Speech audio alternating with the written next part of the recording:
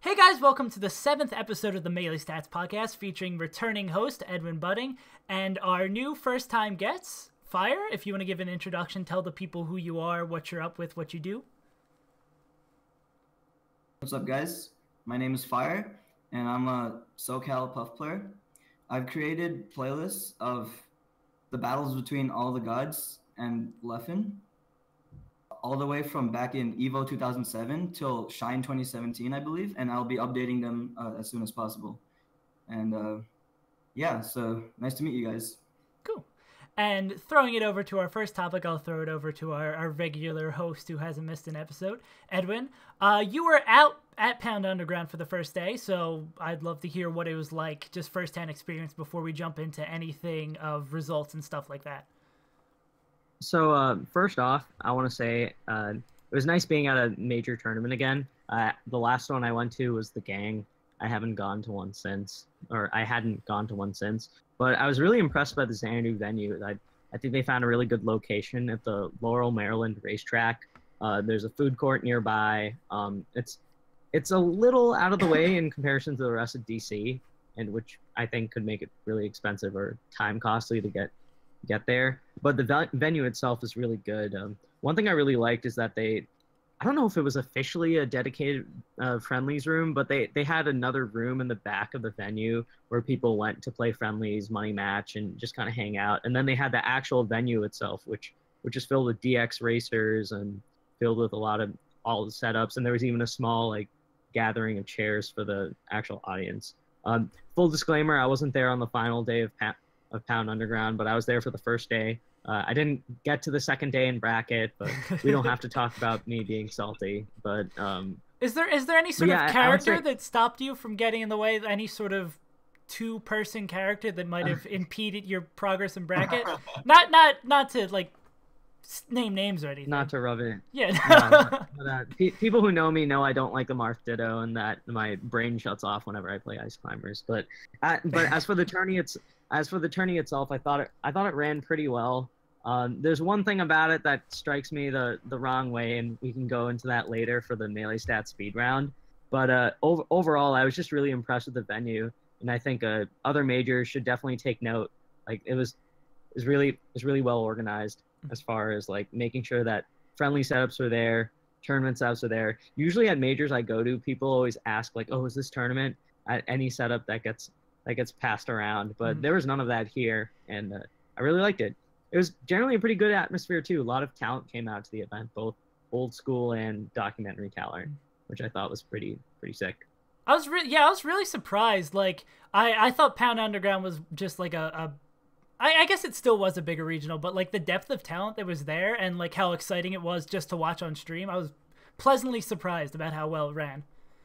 Yeah, I mean, the thing is with the Pound series is for people who aren't in the know about it, Pound used to be a really big big national caliber event. It used to get gods attending. It used to be held kind of as a pseudo Melee championship, and that changed a lot after Pound 5 when Plank failed to pay out the high placing attendees for I think both the Melee and Brawl brackets, and that put a bit of a dark stain on Pound for about half a decade. It came back at Pound 2016 to moderate success because HBox and Mango attended, Hacks attended, had a ton of people there as well. But in general, Pound is kind of a foregone. It's kind of like a memory of the previous era of nationals.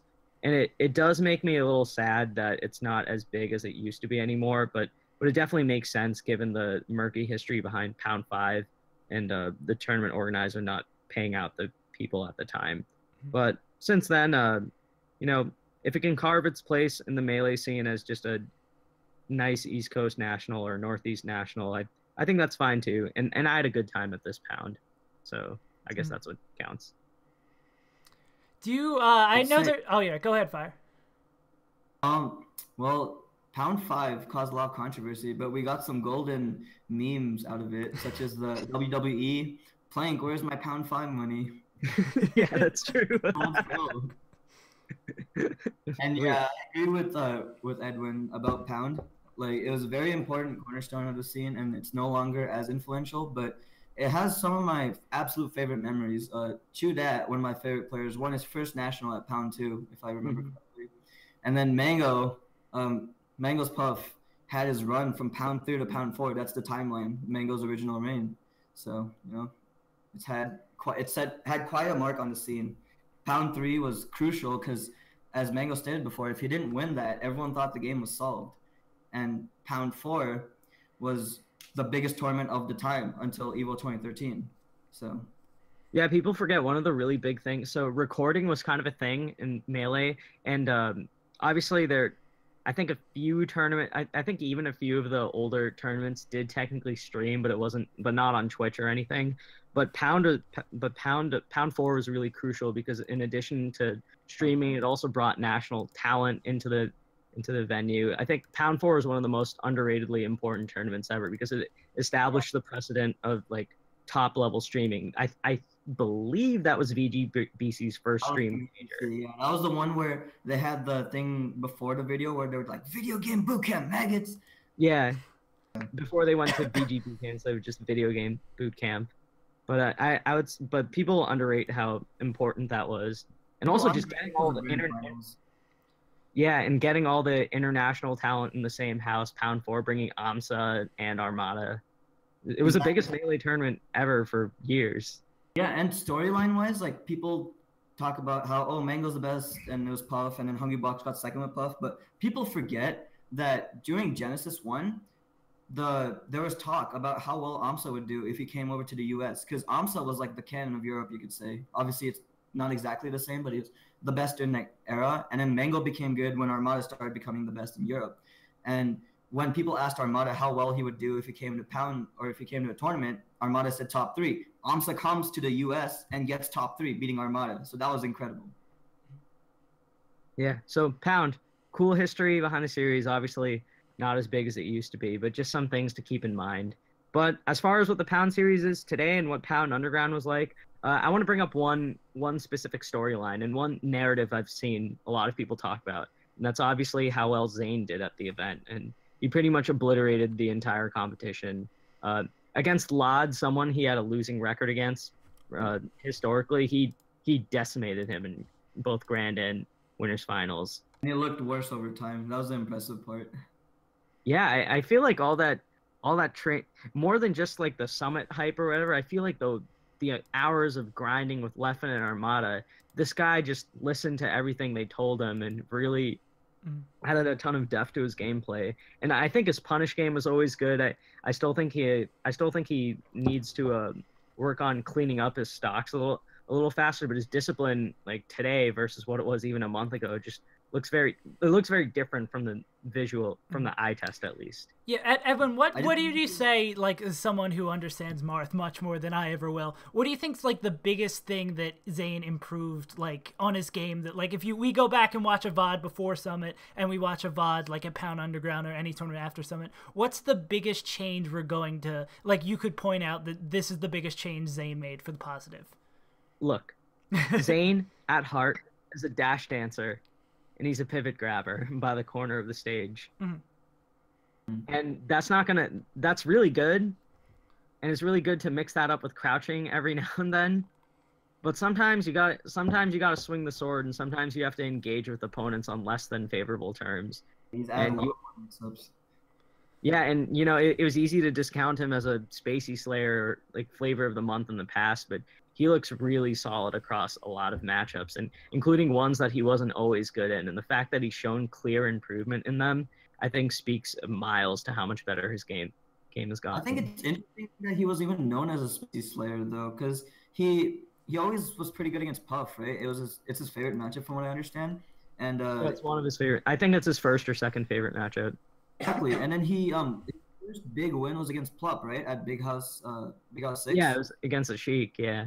Exactly. So I never understood that, and here he is proving my point. So I just wanted to address random go GP in chat. Yeah, so Pound 4 was the last time Armada lost to a non-top 7 or 6. So anyway, back to Zain. Yeah, I just think in general his neutral game is so much better. And especially in the Marth Ditto against La Luna, that was one matchup I thought Zain was relatively weak in, because it's a matchup that requires having strong positional control and not conceding space when you don't need to. And against a Moon who's pretty up and down, but mostly good in the Ditto, or at least better than what I thought Zain was, Zain made him look really silly. It was not close. He made a lot of people look silly that night. I think it's definitely like he's played against Armada, so what's LOD to him? And he's played against Mewtwo King's Mars, so like, oh, it's just La Luna, we're fine. Yeah. Leffen on commentary put it in a really good way, that he was telling Zain that he can't just play by the corner all game, and that he has to take risks, and he has to take action on the reads that he gets. And he was talking about how slowly but surely Zain would improve, and he'd start implementing really simple but still effective things like just run up grab or into his gameplay, and how even things like that made all the difference in his improvement. Yeah, and Mewtwo King was actually saying the same thing on his stream. So like when you have two top players saying that, it's, you know, but Zayn's been working on it, so. Do you think Zayn's... and LOD's no slouch against Marth. I think he has a losing record against Rishi, but he used to really beat, like, their sets would go close, but LOD typically won those. It's definitely hard. I mean, LOD was number 1. Yeah, good. Let's not talk about the MDVA PR. It has too much potential. Talking about... Oh, yeah. No, go ahead, Fire, sorry. I just felt like when LOD was number 1, that was pretty justified though at the time. Yeah. I was just gonna say, talking about another power ranking and Zayn moving forward. Do you guys think that Zayn's high level play, that some people are having him in the top 10, do you think that's sustainable? Do you think that Zayn? I gotta see him against the. Go ahead. I gotta see him against like Wizzrobe and Axe. I'm curious to see how he can. If he's learned it, like the Wizzrobe sets were pretty close. I want to see him against Axe and Amsa. I don't think he'll beat them, but I just want to. I'm curious to see what he will take away from them, or what like he has left in his gameplay to develop. Axe and Amsa is gonna be really interesting, because when we talk about Marth, we always talk about how he potentially either loses or he just can't beat like Pikachu players or Yoshi. And here we have Zayn, who's getting to their level, and no Marth. Like, PewPewU has switched off to Fox, right? And he's never been X since 2013. It's like, what is Zayn going to do? Like, that's going to be huge for just Marts all across the board. Everyone likes to argue, like, you can't beat Pikachu, you can't beat Yoshi. So Zayn talked about this, and obviously it's not in the same level as someone like Axe, but one of the two of the people he played with a lot in college was a Pikachu and a Yoshi player. I don't think the Yoshi player was Peanut Phobia, but Peanut Phobia was in his region, so I'm assuming that Zayn has experience against it. Yeah. Yoshi. And I forget the name of the Pikachu player he used to play against. And obviously that's on a level much lower than Axe, but I feel like at least having some kind of baseline is still important heading into that. Oh yeah, it's huge. I have a Pikachu, there's a Pikachu here in our region. And so when I watch other players play against Pikachu, regardless of what character they play, I can't help but see how silly they are in like a lot of decisions. Yeah, dude. Like honestly, even watching Ty play against Axe, and those two have had pretty close sets before in the past. But like the places where the Marth players are losing are pretty fixable. Like they're just problems in decision making. I don't think they're anything. I mean, that's a whole other discussion. And I think I've talked about Marth Yoshi a lot with Yoshi players or former Yoshi players, and they think it's Marth favored. So I'm inclined to agree with them. Yeah, just to the untrained eye, you would think like Marth just swings and gets parried, but it's a lot more complicated than that. Yeah.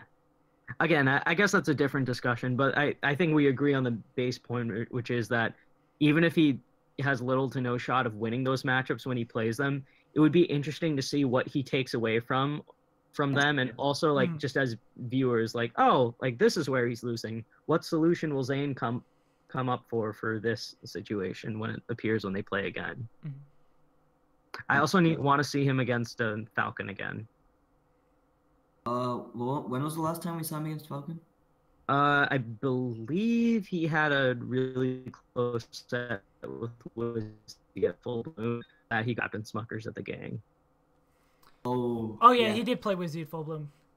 I think it was like 1-3. I thought I went to game 5, but I just know it was really close. I can double check that for you. But yeah, I don't think Wizzy is that good. I think Wizzy is an amazing player. I don't think he plays against Marth the right way, though. I think he concedes. He's a little too conciliatory. But so I would love to see Zain versus None. I think that could be really interesting. I think Zain versus HBox could potentially be interesting. I think if Zain's playing on point, because we've seen HBox in these non-Fox matchups, and we think like he's invincible, or at least people like to say that. But at Shine, you know, HBox had all this defense for Falco, but we clearly saw with a little bit of training, Mango was able to expose that. So if Zain, you know, is able to exploit certain things about HBox in that matchup, that'd be very interesting. Yeah, I mean, he hasn't taken a game yet, so I'm a little hesitant to say, like, oh, Zain is going to bring it to game 5 if they play again. At least on his counter pick, they look doable, means that he's making some kind of progress. That's true, but people that we didn't think he would beat, he managed to beat, like Mango at Summit. Like, yeah, he's a Spacey Slayer, but I didn't really see that one, to be completely honest. So. I don't think people saw him beating Duck in Hugs again. I didn't see him beating Duck in Hugs. Yeah, the Spacey Slayer. Mm-hmm. Yeah, like I know with HBox it tends to be an exception because HBox is a very consistent player, but I think it might happen. I mean, yeah, if AMSA can do it, and if HBox, I think it would take HBox playing a little subpar. Mm-hmm. It would be a mix of both Zain playing really good or out of his mind, and HBox playing at the lower end of his skill range. Yeah. And actually, the crazy thing about HBox and consistency is we saw AMSA beat HBox at Summit, and that was crazy. But I think, no, even though HBox is the better player now, Armada is still that guy. Like, even though AMSA beat HBox, none of us thought Armada was going to lose to AMSA, right? Like, we didn't even have, like... Yeah, because Armada's like this brick wall, dude. He's this skill threshold that you have to be able to cross. I don't think Zain is at that threshold yet, but I think his rate of improvement shows that he'll at least he'll get close-ish. Yeah.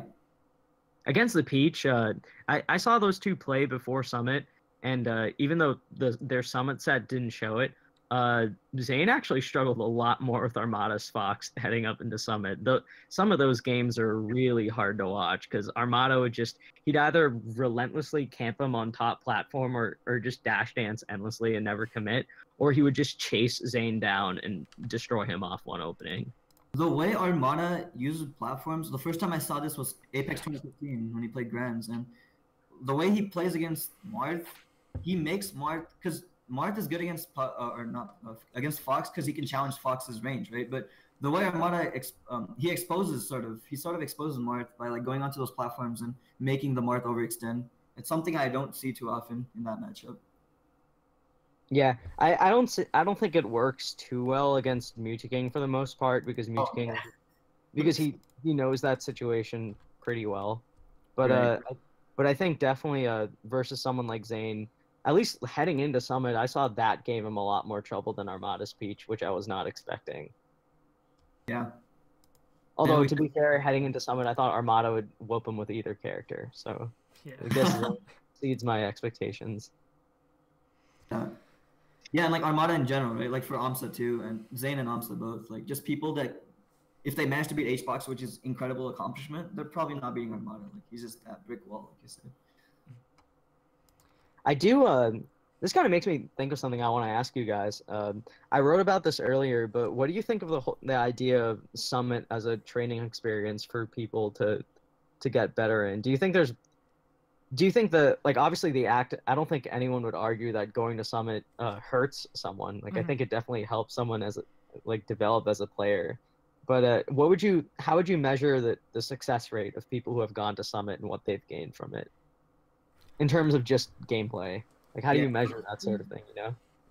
If we were to just put all the vote-ins and, like, people that just went to Summit in general, the percentage is actually not that high, but we've seen certain players like Zain really pick it up after Summit. So but were they getting better heading into Summit anyways, or was Summit like the eye-opening Edwin, I think it's you were talking about how I think it was last week's podcast. You were talking about how Plup doesn't do good at Summit because he's more of like a mental person than like a person who grinds away at the game.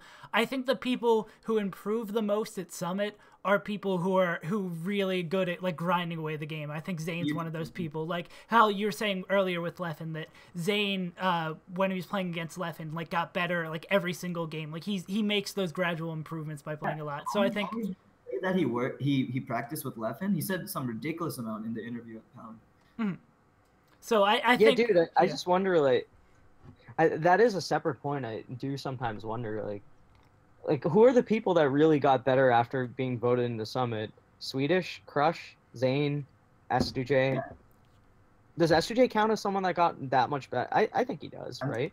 S2J after Summit. Well, with S2J, you have multiple data points, right? You have the data point of last year when he made it to top 10, but you also have previous Summits, So yeah, so how would do you measure it just based on like the peak placing, like standing? Because it's also tricky because you have to measure the rate of improvement post-Summit before the rate of improvement pre-Summit. Like it's not as equal as saying this player was ranked this after Summit and before Summit. You have to measure the rate of like I feel like I don't know how to explain it because it's so tricky. It's like, do players get better after Summit or do they learn faster after Summit? You know, like I don't know. There's so many variables you have to consider. It's also possible that it's a temporary thing. Maybe, let's say they play Armada's Peach, for example. So they understand certain things about Peach, but then let's say that was their only time with Armada and they're not going to have that experience again. So they don't remember certain things. Or maybe Armada innovates Peach in a certain way and they don't catch up to that as well as they did at Summit because they're practicing with Armada. Just one example. Yeah, like the sustainability might be different for people. I'm just confused. What exactly is the question you're asking, Edwin? I'm like really confused. It sounds like you're just saying, do people get better after Summit? Which is yes. But asking if Summit is a hyperbolic time chamber, like results wise, or if it's not, right? Or like just in general, like I'm asking how do you quantify the value of Summit on it as a player improvement tool? Oh. That is a really learning experience. That is a really interesting question. Like, because I don't think like I just want to clarify. Like, I'm not stupid enough to think something like, oh, Summit doesn't help people get better. Like, obviously, intuitively it does. But I'm wondering, like, how much does it really? You know, like if you had in a year, is Toussaint and Ginger gonna be remembered the same way we think of S2J and or like Swedish for really improving, or are they gonna end up like Blaya in Infinite Numbers or Mafia or ESAM, you know? Or is it even fair to group in ESAM with that? Like ESAM beat Westballz after someone had a few like decent showings, you know? See, this is what I mean by like, how do you quantify it as a learning experience? Someone who's much better at math than me. I know this is a Melee Stats podcast, but I'm a history guy, so someone who's good at math, please run some kind of study on this. Yeah, it'd be really interesting to take a look at that and see kind of how if we could synthesize it down to a number or something in some sort of way. It'd be like, if you go the Summit, you're gonna get X more wins, X ranks higher. But it's one of those things. I think it really depends a whole lot person to person. It'd be so hard to quantify something like that. It is a really cool thought, though. I'd love to see someone take a crack at it. Hey guys, this is SaveAsUntitled, and this is my brand new video. Do people do a Summit? As Edwin said that, I was like, ooh, gotta write that down. That's a good video idea. And then people claim I'm biased against whoever I say didn't get better after Summit. So you're biased against Blaya Jello. I'm biased against Summit. And I do. Oh, there's one other thing from Pound I want to mention. I want to give a shout out to Junebug because for the last 2 years I've told people that this guy is the ultimate Marth Slayer. He not only plays the matchup really well, but in terms of understanding all of Marth's options and like when he doesn't have stage and not falling for Marth tricks, but he also like gets inside the mind of Marth players. And when he played the Moon, Marth is so easy. All you do is kneel and fall. Dead matchup. Stop praising this guy. No, it's not that simple. I think a lot of Sheiks don't. I think a lot of Marths don't play it that well either. But I think Junebug has this like natural knack for just like playing mega safe and just making really smart decisions against Marth. And against someone like La Luna or the Moon, who is really I consider him like somewhat of a master of that, or close to master of that matchup, because he has a lot of really good wins in it. But he dominated the Moon. And if you look at Junebug's history, I think Rishi, don't get mad at me, but I'm pretty sure he dominates Rishi in their head-to-head, and career-wise, he might actually be up on Zain. But although I think Zain started taking more sets from him and might be positive in recent memory, I forget. But Junebug, basically TLDR, has a history of slaying Marths. I would love to see him against PewPewU. I would bet on it. Actually, I was thinking about Junebug against Marth earlier, and I was just like, he's not gonna beat PewPewU's Marth because PewPewU is gonna go Fox. Oh, right. Yeah, that could be a thing. Yeah, actually, I take that. I don't think it's not that I would favor. Baby, so sick. 2 sets in a row. Gets wrecked the first game. Getting destroyed the second game. Pulls off the sickest triple fair from top platform. Ledge cancel. Shield drop fair. What the hell? Let's go, PewPewU. Let's go. I missed the Marth, but let's go. If you're gonna do that with Fox. Yeah, basically Junebug really good at the Marth matchup. Something that I think people don't give enough attention to. I think it's a pretty cool storyline emerging for him. That's been around for a while. Yeah, and what is it? Algebra says Marth whoops Sheik. I don't know about whoops, but I've heard Sheiks complain about that matchup at the higher levels, saying that yeah, Sheik does have easier punishes, but when the Marth is good enough to chain together punishes consistently, he potentially has a better punish game, and they have like about the same neutral at the top level. So yeah, I mean, again, that's a really that's a big can of worms. But I think there are a lot of things that Marth does against Sheik that get really annoying to deal with, like how he keeps Sheik up in the air in particular can get really frustrating. Like Plup doesn't even like going Sheik against Marth on FD. So who's going Sheik against Marth on FD? No, Plup doesn't. Plup tries not to go Sheik against Marth on FD because he hates that. He hates getting juggled and just not moving. Well, actually, you're talking about Marth putting Sheik above him, but the thing is, Sheik can do the same. So that's the weak point that they. Well, it's such a restrictive matchup because you have to like it's not one that you can like freestyle mess around with and like generally close by because you can get hit really hard, and if you don't get hit really hard, you can reverse the situation, or like the other person can still keep you in a really bad position. So it's not like, as far as like a neutral game matchup, it's actually I actually think it's kind of straightforward in terms of like it's basically just a list of what not to do. In different situations and making sure you don't mess up. If you had to give it a matchup spread, what do you say? 50-50, 45-55? What do you think? Matchup spreads are so 2015. Yeah, dude. no, but like I've never been into matchup spreads. I think historically Sheik's beating Marth all the time does say something, but I don't think it's as simplistic as saying like, oh, it means that Sheik beats Marth. But I also don't think it's the converse, which is, oh, the Sheiks only beat Marths because the Marths are bad. I think it's closest to even or maybe slight Sheik if I had to guess, but I could see, depending on how the matchup develops in the future, like if meteoric starts going Marth against Plup a lot more and other Sheiks, I'd be curious to see how he would do long term. I don't think that will happen though. Like I doubt meteoric's too stubborn about that kind of thing. Well, against Plup at Summit, he did go Marth after losing with Sheik. So yeah. But I'm saying like as a long-term solution versus just a on-the-fly switch. Yeah. Well, yeah, I don't know. And Edwin was. I guess Zain is up 2-1 on Plup in sets, but it's just such a like that's really good. But that's 3 sets over the course of like 2 years, and I would need to see obviously I would need to see a bigger sample size. That was how sets worked. Back in 2013, you had Mango Armada once in 2 years, so. Yeah, I don't know. Marth Sheik, that's a whole discussion. You guys want to talk about ChuDat? Yes, I do. Okay, actually, so say I made a video on this. So for the sake of argument, I already know your thoughts on it. Yeah, I'm pretty confident in mine. And I'm biased against him, so yeah, take my words with a grain of salt. As the resident ChuDat fan, what do you have to say about your boy? Well.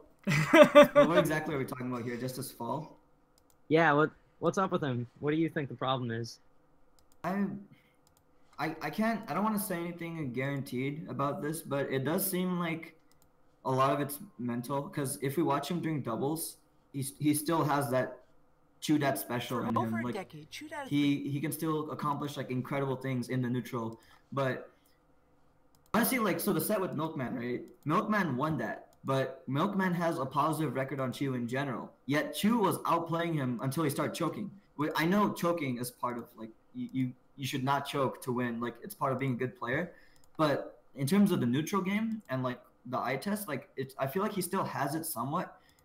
Like maybe he can work his way to at least like top 30, top 20 if whatever it is that's in his way, like whether it's mental or not, gets resolved. Because against Milkman, like he might have a negative record, but he was poised to win, and yet he choked 2 crucial games. So, but I can't say for sure. Like I'm a big fan, but I haven't heard like any direct reasoning about this. So. Can I don't know if pose it is the word, but can I bring up a topic of discussion? What if this Pound performance is actually just exactly what we expect? Like Bob-omb, not top 100, but strong regional Fox. ChuDat doesn't do so well in region. It's lost to Red, Milkman, Jerry, those kinds of Jerry's Fox at least. What if I told you it's not that crazy, and that it doesn't really change the status quo of what we think of Chu? Like this was a foreseeable thing within his skill range, right? Like it's not. Is it that crazy that he lost to Bob-omb? Yeah, I don't think it was a surprise to anyone, and especially after he took the first loss, I was kind of just waiting, watching the sets for some other Fox to take a game off him. I think this is kind of par for the course for Chu now, which is kind of sad to say. Well, that's what I'm saying. Like, does that mean he's like significantly worse as a player now, or does that mean it was part of his skill range the whole time?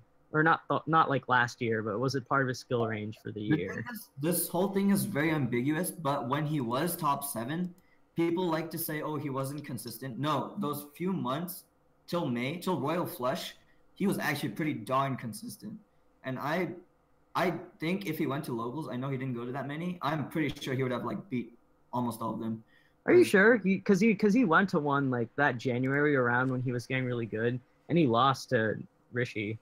Right. Well, I mean, props to Rishi, but I'm saying like it's not out of the realm of possibility of Chu. Okay, I'm not saying he would dominate them, but I think he would have done fine. Like not like terribly like the way he does now, right? Like what did he get at that MDVA Invitational? Like I don't think got like 6th or something. Yeah, he did really good.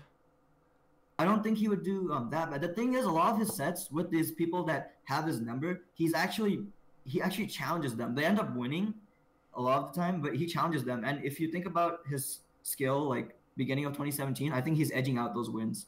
And he was just consistent. Like people like to say, oh, he just beat Mango meteoric, but he had some pretty good results. He beat Wizzy at Genesis. Because that was the first argument against Chu, right? That he could beat Mango meteoric, but he's gonna lose to top 10 players that are not the gods. But he was doing fine against them, or at least he had even records like for a while. So he was doing well, like in general, and he took his second game off of Armada's Peach. But I'm gonna ask you something else. Like obviously that's really good. I just like first off by the eye test, I think Chu has world-class fundamentals, and I don't think that'll ever go away. Yeah, I just think that Ice Climbers as a whole. We lost you, Edwin. Oh, he's doing some sort of spell. Okay, Edwin, you're back now. Go ahead. With like the ability to beat meteoric and lose to Bob-omb, like that has always been there for Chu. You know, like I guess Bob-omb is a new low, but it's not like the difference between someone who's on a regional PR and outside top 100 and like I guess there is a difference between someone like Moky and Bob-omb, but I don't think they're like it doesn't mean Bob-omb's a bad player. You know, like I feel like. But we have to be subjective with bad. We have to realize that bad, like in reference to a top 11 player. Yeah, to a top 11 player, like that is a horrible loss. Argued for top 10. Like a lot of people debated that ranking, if I remember correctly. So, I don't know. I'm trying to just because I've seen a lot of people like dump on Chu, and obviously it's kind of funny considering like it's funny from like a spectator standpoint, but at least from a like oh sorry. Sorry, Fire. but let me put it this way. ChuDat, let's say tomorrow there's a major and ChuDat is playing meteoric. What do you think is going to happen? I don't He could lose. The thing is, even when he was good at Summit, Spring Summit, he lost to meteoric. Yeah, that's true. But after that, like it didn't look too close. Yeah, I think it's like, he can beat M2K, but like when you posed that question, my first thought was, can he make it that far? Like Okay, what about if Chu continues tumbling and he plays Hugs? He plays Hugs in like round 2 pools. I think that's. I hate to say it's a coin flip, but that is the guy that he has his number though. Like, even yeah, you know what I'm saying? Like, yeah. like him losing to Bob-omb, I guess, is a little worse than what we saw as his conceived low. But I don't think it's. Hugs would be really bad for sure, like, because he has like. I think like in terms of his exact position on like a rankings or whatever, obviously he should fall down. Like it's terrible for being a potential top 10 or top 11 player. But I think in terms of like where I personally saw his skill range as like this, I only see his bottom like going down a little bit more, you know? Like I guess his consistency more on the lower end. Yeah, Edwin, I want to pose my question in my video. Do you think he still should be considered a top 50 player? Like, I mean, I think because of legacy, but that's the only reason. Like right now, if the year, even though there's so little tournaments, like we cut it off beginning of this year till right now, is Chu a top 50 player? Yeah, I mean, if we're doing it like a grade card kind of thing, like just literally just measuring how people have done, I think he barely makes it on there because he won that European tournament over ice. Oh, right. But that's mostly because there's been a lack of like mega majors in the first 5 months of the year, and attendance has been so all over the place. So in terms of comparing his like I can't think of someone who I would definitively say like, oh yeah, this person is number 50 or number 48 or something. Like just because there's so much talent, but there's only been like only Genesis has had a significant amount of people in like the thousands, you know. I guess that's not like really a good point because that's like a once a season thing. But and I feel like there's only been like 4 really big tournaments. Yeah. And I feel like it's like two, even though I'm the one who posed the question, it's two very different questions saying, is Chu a top 50 player or should Chu be ranked in the top 50? Like on his best day, he's a top 20 player. I don't know. That might be a little hot take. But like on his worst day, he's not a top 100 player. I think on his worst day, Chu gets like 65th at a tournament. On his best day, I think the expectation has gone from him to make top 3 at I think the top of his skill range. I'm gonna say it's dropped from making top 3 at a national to making like top 16 with an outside shot at top 8. But that's only because I'm looking at it very long term. You know, I think he'll be back, but maybe that's just my super faith in high variance and long-term trends, which I know has gotten me a lot of criticism before because I always think mega long-term. But going back to his skill, I have to say initially I thought it might be because of Icy's variance, but you guys think it might be a combination of Icy's variance and his playstyle, like his very fundamental playstyle where he doesn't get like gimmicky grabs and stuff? I mean, I think he does get gimmicky grabs just by virtue of being ice climbers.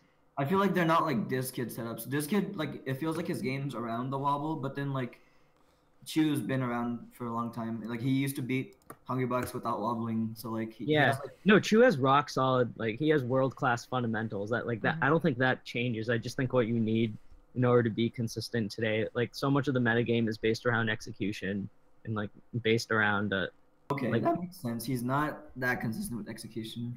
Like Chu still messes up wobbles after so much. He's probably one of the least technical ICs. Like he messes up way too much. Like I'm pretty sure he only learned about handoffs like last year. Yeah. No, I don't want to be. I was making a joke, but I'm actually not sure if it's true or not. I know I rarely see him, if ever. Robot Edwin's back. And Fire, you would have more of like, because you're a fan of Chu, Has because his issue of not being able to close out games showed up a lot at Pound Underground. Has that been something this year, started like late yesteryear, or has that like always been a Chu issue? I don't know him and his history well enough, but it seemed like Pound Underground, there's his I forget his second set that he lost. He threw away 2 games with 2 stock leads on FD, and it was kind of sad to watch. Yeah, it was against Milkman. And Chu in general. Because I'm not sure exactly why. It might be because he used to play without wobbling, but like it seems unnatural when he wobbles. Like he drops it so much more. I think the issues are tied together, like dropping wobbles and like his execution and like his ability to close out games. Because if you watch Evo 2015, ChuDat makes top 8 and he fights Mango, and Chu should have beat Mango. Like I know like the Mango lost to HBox and it sucked. Like I was watching in India at 2:30 in the morning. Link it, but like legit outplay like neutral guys like Mango, he might have adapted game 3, but Chu outplayed him both those games. He got the wobble last stock and then he dropped it. Like he's been doing that for a long time. Like regardless of what the skill of his opponent is, he'll just like he'll like drop those stuff sometimes. Like it's been around. It's not just a modern thing. Yeah, I think he just ultimately, it depends on what his bracket is, dude. Like Technical Fox, I'm not too not too confident in his chances, but if he gets the Cyrox, like as a Chu fan, watching Cyrox play against him was so scary. Edwin's muted. Edwin's probably being too loud. Sorry, I'm trying to keep it quiet.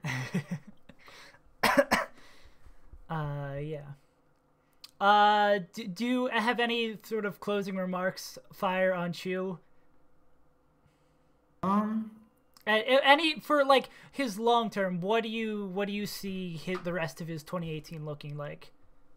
Okay, so I will say that it's looking downward in general, but I do believe in the comeback. Like I'm not saying it's very likely. I'm not gonna say it's like the most likely thing whatsoever, but it is possible. We did see him drop off throughout his career and have great resurgences. So I think it's very possible, though very unlikely, that we'll see him come back and challenge some very good players. But he's got to fix something like important. Yeah. Is what like, yeah.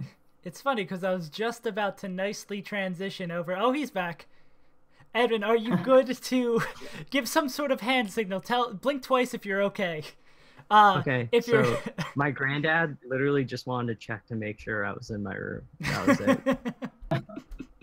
Just want to make sure I was here. Okay. So, Edwin, would you be able to transition us over to whatever you wanted to call it? The Melee Stats speed round? Whatever. Oh, all right. I did it again.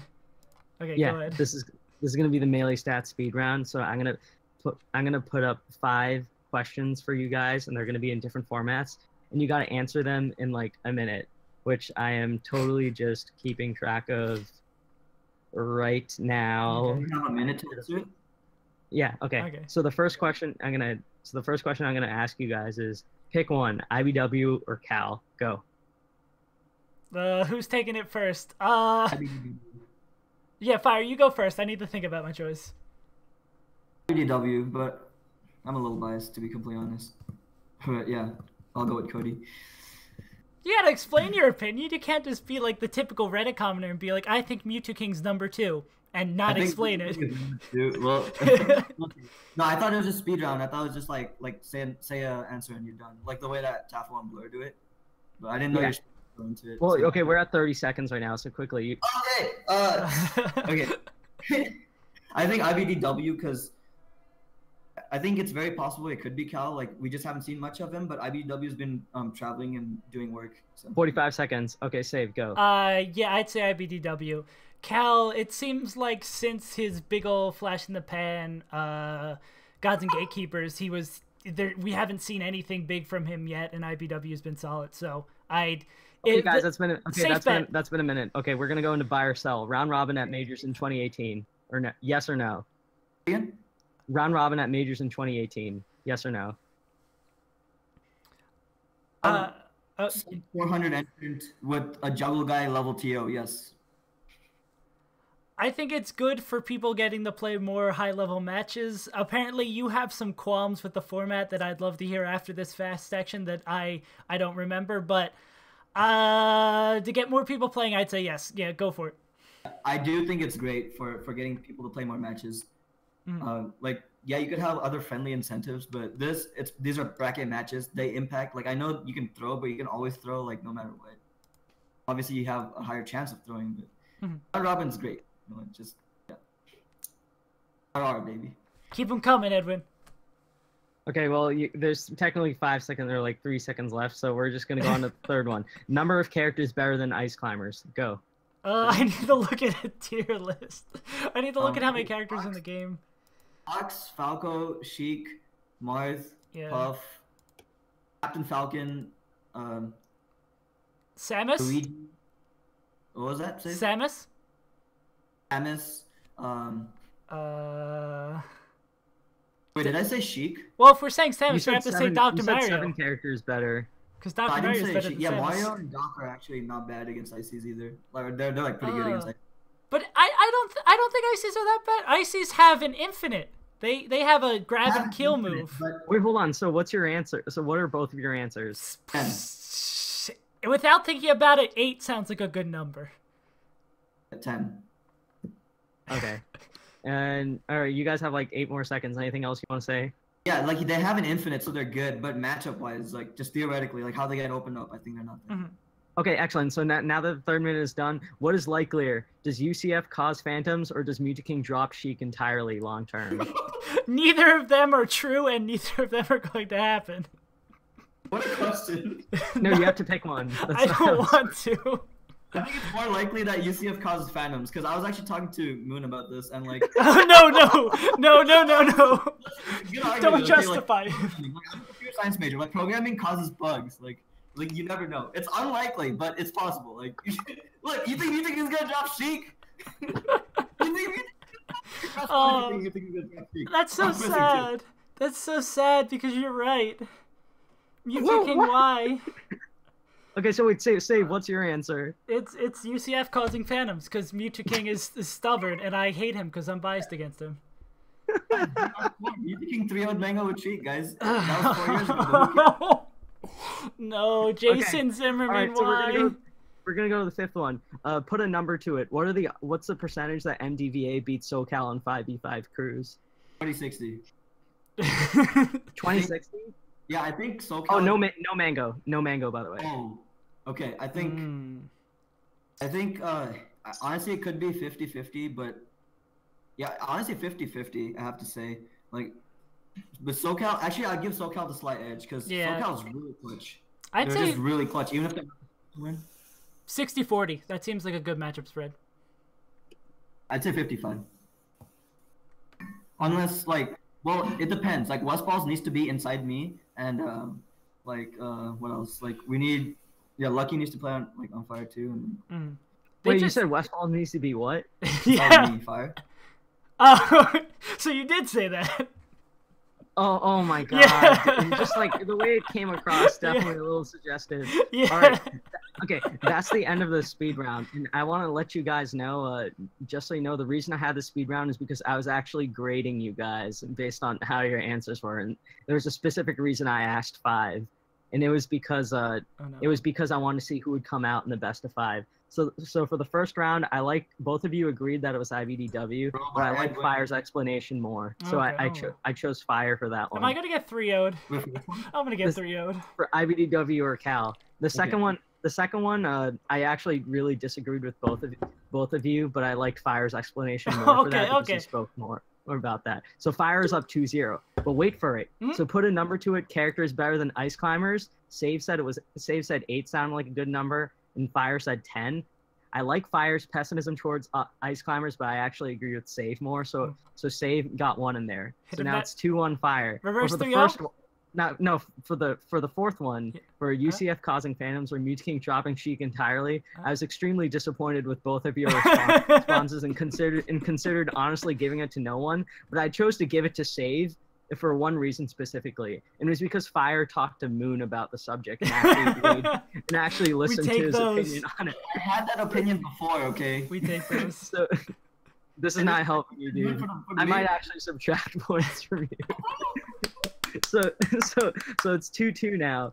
And put a number to it, odds that MDVA beats SoCal in 5v5 crews. Both you guys agreed that MDVA had a good shot. But however, when Save said he would put it at 60-40 SoCal, Fire contested by saying 55-45. And I just want to say, get that weak shit out of here, dude. 55-45 versus 60-40. What's the difference? And therefore, Save completes the reverse 3-0. Yeah, no, that's...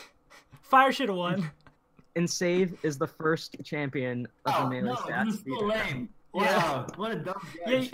Get this out of here. You just got lamed out. Now you know how Edwin feels getting beat by ice climbers. You just got lamed out, baby. No, like, ice climbers aren't that good. I just chose random numbers and won. Get wrecked, kid. Wave dash back. Grab. GG. That was my explanation. Not, like, you can't take 55-45 and say it's not a good explanation. It's so specific. 55-45, it was just like pedantic, dude. Like 64, you're like, no, I would put it at 55-45. Like what? 60-40 is like what some people say, like what, like Peach Puff is, like compared to like 55-45, which is like. First off, I don't think people don't put Peach Puff as 60. I think like very few people put it as 60-40. I think most people view Peach Puff as like very. I think it's like 65 or 70, but I'm just talking about the difference. I'm talking about what it means to be 60-40. Like, 60-40 to me versus 55-45 is like is not that significant. It's huge, dude. It's huge. Edwin, it sounds from 60-40 and Falco Puff that's a better example. 55-45. Like it's huge because I'd say SoCal barely has the edge. I don't think MDVA I don't think they have that much of an edge. But if they play on fire, they can win. Yeah, but that was the other thing why I went. You said Westballz. You said the thing about Westballz, which I will not repeat. That sounds very suggestive, and it just completely threw me off. So you lost a point. So it actually went from 3-2 save over Fire to 3-1 over Fire. Edwin has a save bias. Yeah, Edwin, you have a save bias. I'm as the expert in biases. So it's just not fair. Save completed the reverse 3. He actually completed the reverse 3 -1. Thank God I've never gotten reverse 3-0 in tournament. I don't want to know what that feels like. Jeez. Damn. All right. Well, what do we think of that? Was that fun? Should we? Oh yeah, I like that a lot. We need a better judge. It's a good idea, but we need a better. Okay. Do you guys want to hear my actual opinion on these? Sure.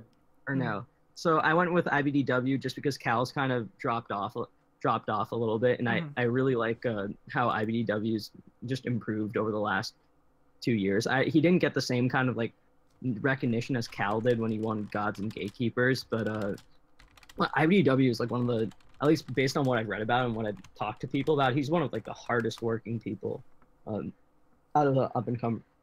He has a great mentality too about the game. Yeah. I think he needs to work on his Ices matchup a little more, but just based on what I've seen from him, but he's really good against Marth. And he kind of plays like, I've talked to Ambi about this, he kind of plays like Baby Armada. Yeah, he's a big fan. They're very whiff punish heavy, like very technical, hard punishes, great game around the ledge. Okay, so for the round robin at majors, I think round robins are a waste of time. I think like Fire said, I think there's ways of incentivizing people to get the most out of their tournament experience. But honestly, dude, like you can do that through an amateur match or amateur bracket. You can do it through money matching people. You can even do it through asking for friendlies at the venue in a dedicated friendlies room. I just think round robin as a whole, like it opens up the gateway to possible collusion and just ultimately. What about Edwin? Mewtwo King. Mewtwo King. Oh, collusion? Yeah, no, robot. No. Oh, the robot thing. Okay, so I guess what I was saying is it opens the door for a lot of like weird collusion type scenarios where people who do well get punished with harder brackets because someone didn't take a round robin pool seriously. And ultimately, like I can't really fault that too much on the players because like sometimes they actually are inconsequential. Like Pound 3 is the biggest example of this. Not many people are going to look at Pound 3 and say, like, oh, Mango had a terrible tournament. He lost to Sensei, Plank, and Vist. Like, what they will remember is that he had the best losers run ever and beat the entire. It's in the metagame trailer that Mango lost to Vist. Yeah. And it's a picture that I wish they took out, but. Edwin, what if? Yeah. So what if in general, I just think they're inconsequential. I think that the ways that they quote unquote like make the tournament experience better for newer players can be easily replaced with something that's less costly.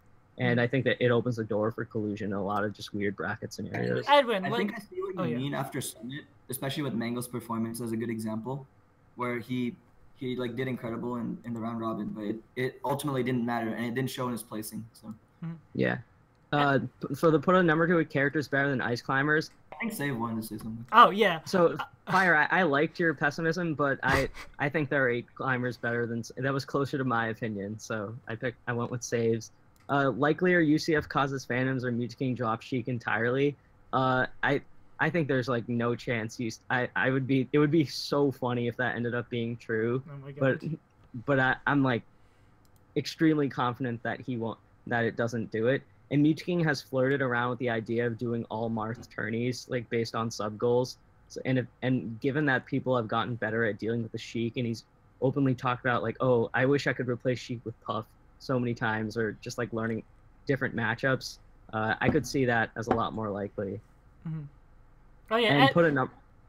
Edwin, you kept on cutting me off with the round robin thing. I wanted to say, how would you feel about, say, all like the top players get floated to the first day on Saturday, and all like the unranked players play round robins on like Friday to get into the main double elimination bracket? Something like that, where those players still get them and those matches still have weight. Because for like money matching and like playing friendlies is as like a replacement for that, I don't think you get that same high pressure, you don't get that same experience that you get from playing like a set match, even if it's round robin, and like by the 5th match it doesn't matter if you win or lose. Yeah, but what about like side brackets, dude? Like you get eliminated early, like go play in an amateur bracket in another room, or go ask people for friendlies. Like, yeah, you don't get the same tournament experience because you lost. Like, you gotta work your way up there, dude. I just think it would be, and a lot of times with those amateur brackets, people don't take them seriously, or they just like don't do them at all. Yeah, my main argument is amateur bracket people don't take seriously, but if they're newer players, then like it probably doesn't matter that much. Like they're probably still gonna learn a lot because they're not. Like newer players have more incentive just being a newer player to try their best, and even if it's not like KJH's Pikachu is gonna enter an amateur bracket, you know, like Psycho Midget Troy. Yeah, Psycho Midget Troy. Yeah. Oh my God. Let's go, Cameron. Mm-hmm.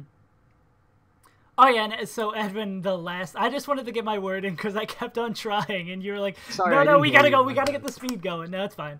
I think you're going to your last one of your speed round, explaining your decision. Yeah, I talked about the Meteoric Sheik thing, right? Yeah. Like why I saw that as slightly more likely. Mm-hmm. Yeah, you went on in depth about that. You just had MDVA to talk about. Oh, okay, yeah. Yeah, I think both of you guys offered pretty good explanations. I just agreed with Save more. I would say 60-40, and that's only because I could see Zain destroying so many of the spacies in SoCal, but SoCal has the experience and they have the clutch factor and like veteran leadership. Hugs captaining crews is broken. I still believe that. Even though I think he's actually lost crew battles. Yeah, well, lately, but I think I'll change my mind a little bit. I hate to admit it, but my reasoning is actually Chu, because like ice climbers are powerful in crews, right? But you know, it's likely like he might not do as well as he should. But at the same time, Chu in non-singles formats has been impressive at times. So what do you think of Chu versus S? Or in terms of that crew battle 5v5, who do you send in Chu against? Because Chu versus SFAT, maybe. Okay, so are we including SFAT in this? No, so SFAT, Lucky, Westballz, S2J, and Hugs were the 5 I thought of. Oh, okay, so SFAT's SoCal then. Yeah, I'm counting SFAT as SoCal. Okay, well, I think, Zach is like on. I mean, SFAT's on or off, right, with Cruz. Like he had that one big house 6, I think, when he was having an amazing year, and he took off 3 stocks from U2King and Hungrybox. He had a really great Smash rivalries. He had a great 10 stocks there. And big house. I remember there was a big house where he took 3 stocks off of 2 different gods. Like SFAT can go off, and in general in singles, like that was one of the first demons Chu started having. So like Chu dropped off a little bit just after Royal Flush came around, but one of his main demons at the point was SFAT. Like he used to farm SFAT, and then SFAT started farming him, and they would have close sets, but SFAT will always edge it out. It is Cruise though, and like it's a Fox. Like it can go the other way, but I mean that's why it's we didn't give SoCal like a dominant like 70-30, but I do think SFAT takes that probably.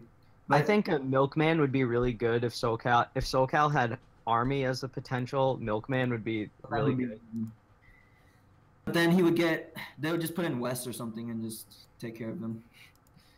Or S2J might run a train on all of. Yeah. Well, Lod's beaten him before, so twice. Oh, right. So who are the 5 players again? It's Chu, Lod, Zain. Zain, Lod, June, Chu, and Milkman. Because Jerry now plays Puff, so. Sad. Dude, the melee stats reactions every time we see a match of Jerry is so funny. Like, it's gold. I just don't understand why. Whatever. I don't want to talk about Jerry's Jigglypuff. Focus on DBZ. Yeah, no, that's what I heard too. Okay. Would it be good to move on to What's next? GOML. But Kakarot, I'm the real Super Saiyan. And we're done. All right. The show is over. That's it. Prog and D1 are commentating Cold Bowl Westballz from Apex 2015 Salty Suite, and then I think it was Prog that just yells that. It's so funny. Dude, some of the old Salty Suite matches are like even I'm gonna get a lot of crap for this, but I love the Hungrybox Leffen from 2014. Oh my god. Yeah, even the Kage MDZ one with Prog and D1, I think it's so funny. That's really funny, but then Hungrybox Leffen like killed it. Yeah, because they start speaking in broken Spanish, and it's like what? I forgot who it was, but like in high school there were like these 3 kids. I just kept like I guess I was like pseudo high. I would just keep going Estados Unidos. I annoyed the crap out of them. Like they didn't want to sit next to me, but they were forced to. Like, oh man. Dude, I wanna ask about. Oh, I just realized we forgot to Spanish. All right, what's up? I forgot to talk about we forgot to talk about Sharkz. While one Ices fell, the other went up. What do you think of Sharkz, dude? Oh yeah, what was crazy to me in Twitch chat is it's a minor thing supposedly, but it's the support that Sharkz had.